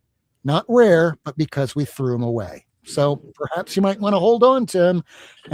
Most of them will be garbage, but you never know. And that's why people are paying $80 for this. Of the 298,000 of them that exist from Marvel and DC, 997 of them are garbage. My But those comic shop three throws it in with my pulls every time, and I just throw them in every cycle. I get so angry. I want to take him out. If you go to a comic shop, go ahead. So it gets me angry when I get those previews. But here's what I say, and I have violated this with one character, but I collect the first appearance in a conventional comic book. Right? That's not a comic book. That's a list of advertisements for what's coming out next month. So it doesn't count for me at all. If I find it for $1 and I could flip it for 200, I would. But when I'm collecting, it's the first appearance in a conventional comic book. So I don't count Foom for the X-Men. I'd love to have that book, but I don't count that as the first appearance because to me, it's the first appearance in a conventional comic book. Like I once found Harley appeared, a panel of Harley appeared in like a Comic Scene, Comic Journal, or Comic Scene. I found that at half price for $2 and sold it for $50. Like, you know, to me, that's not her first comic book appearance, because obviously, you know, there's artists like Scratch Paper. You know, how far down the rabbit hole do we want to go for the first time this character is ever drawn? So I'm pretty happy with my own collecting, with the exception of Miss Marvel. I do have her first appearance, Kamala's first appearance, in like the Marvel previews, but I only spent $10 on it. It wasn't a big deal. That's pretty cool. Yeah, it was more to be a completist than because I thought that was her first appearance. So here we have Dan De La Torre. He's one of the older collectors that has the really great Grail stuff. And just to put attention to what he's saying here, that I called this months ago, DC Connects is the first appearance of the Absolute series. So different collectors are going to have different milestones, goalposts. Personally, for me, if something comes out on an exclusive cover for a shop, it's not a real comic. It's just fan art. That's just me. That's my opinion. I could be wrong, because just take a look at all the Dan Quintana covers on Absolute Batman. People are paying upwards of $1,000 or more for an exclusive, which great. It keeps the industry moving. But unless it's an actual comic book that you can get at any shop the day of release, that's a first appearance. If it's a preview that's free, not a first appearance, it's a preview. But if you want it for your collecting needs, hey, we're collectors, and don't let anybody tell you what you shouldn't collect, because you never know. One day opinions change. Just take a look at the first appearance of Wolverine in issue 180. It was his first appearance for the first couple of years. Then the comics buyer's guide said, no, whoops, made a mistake, it's 181. Then they put it back, but then everyone was already calling it 180 by then. So whatever was said one day in the past can always change the next day. So I wouldn't say pay $80 for this, but if you can find it for a decent price. I wouldn't either, but I talk too much about it. And next thing you know, I'm a gatekeeper. Yeah, that happens next. I think I have 10 copies of that. Yeah, 10 copies. And if you hold on to my LCS gets rid of them. We know there's not that many people around where I live that collects this stuff, and so they keep stacks of them. I show up, let's say, here you go. Okay. Well, for this one, I'm sure you're happy you kept it, because you could be taking that money and putting it towards a book you really like. Sure. All right, so that was the number 2. The number 1 is the same one from 2 weeks ago, which made me go, God, why am I doing this? Number 1 book, Uncanny X-Men, number 101. Again, which meant it dropped a bit and then came back up again, because it's around the same price it was 2 weeks ago as the first appearance of Phoenix. You know, Phoenix, not Jean Grey, just this costume. Yeah. Okay, cool. It's also the first full appearance of Black Tom Cassidy. Up $91. Somebody paid $588 for a fine berry sign, which would be a 7.0 raw. And there's plenty of them out there. You could probably find a better deal. But as I always say, this list is intended to help readers and collectors determine if they should look for a particular book, a series online, or wait 6 weeks. Because after 6 weeks, usually you can get it for cheaper. But if not, wait 6 months. And after 6 months, if that book is still up there, you might as well just get it, because chances are it's not coming down anytime soon. So I want to thank everybody tonight for watching this whole almost 3-hour-long episode. This is definitely something on Monday to listen to in the car as you're driving into work. But for everybody that watched on the replay, if you're doing that or watching it live, thank you all so much. Thank you, around the room. Anything that y'all want to promote. And thank you, Lyle. Starting with Michael, anything coming up that you want to promote? Move on. Michael's frozen. Bruce. Frozen, he said move on.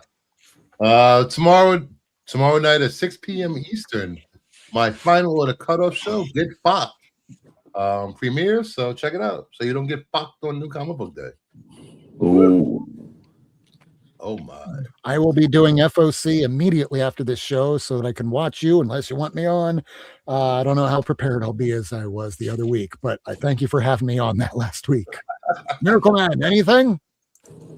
I don't really do anything. Come see me on Blue Sky. I post some comics and here, and that's about it. There you go. Tacoma.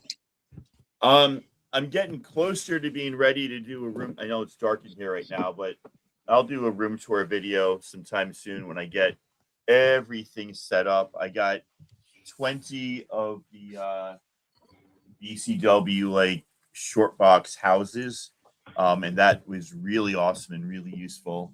Now I just need to get another 20 for the books that are inside the closet. So those Cliff back Comics. there. What's that? Code Cliff Comics to save 10%. I absolutely. I wish I'd known that last time. So here's the thing. Those were like, I don't know, $10 pop if you buy enough. And at first I was gonna get like 12 of them is $120 or something. They were gonna charge me $60 shipping. And so I didn't do it a couple of weeks ago. I just didn't have the money this time or something, or it's just before I was leaving for England and I didn't want to spend vacation money.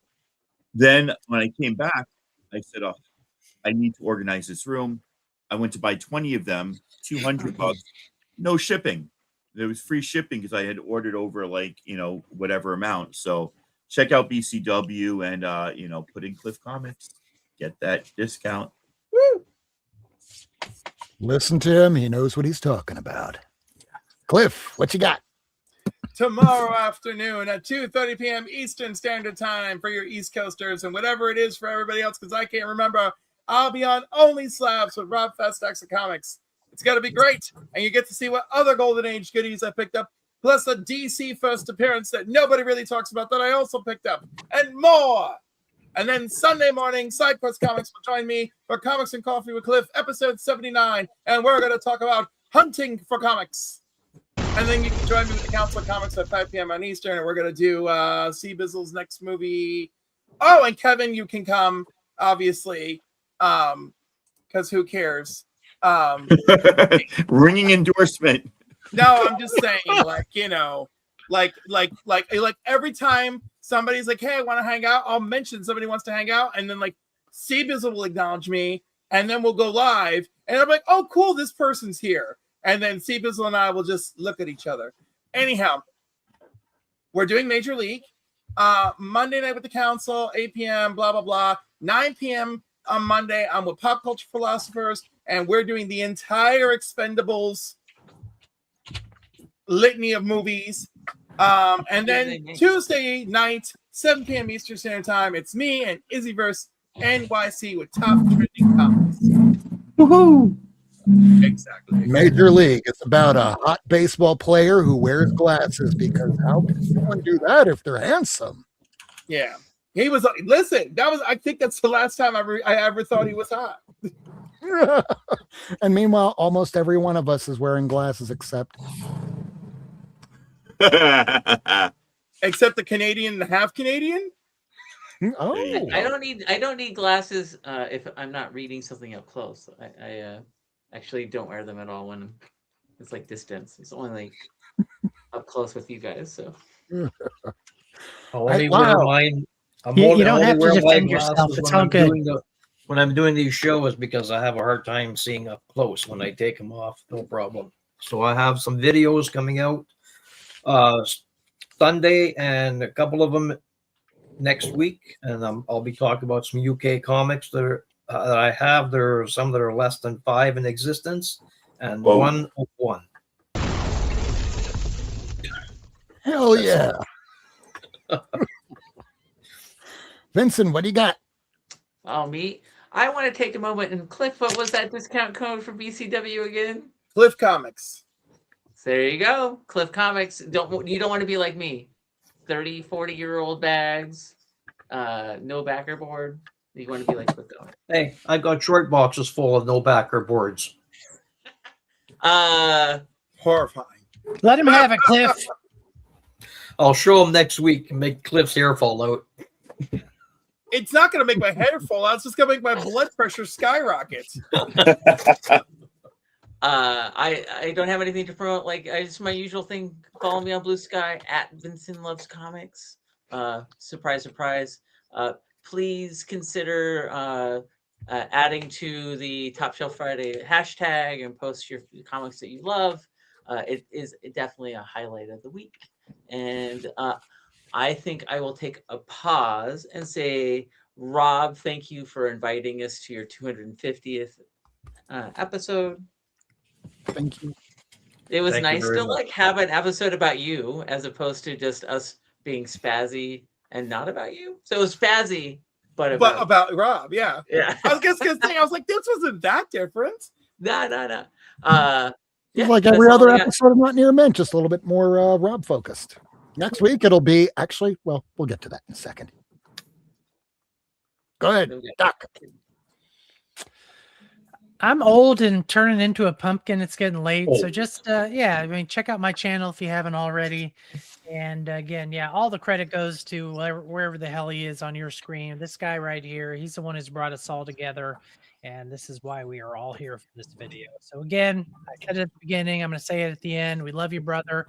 And what you do, the service you do for the community is not to be ignored. Keep up the good work.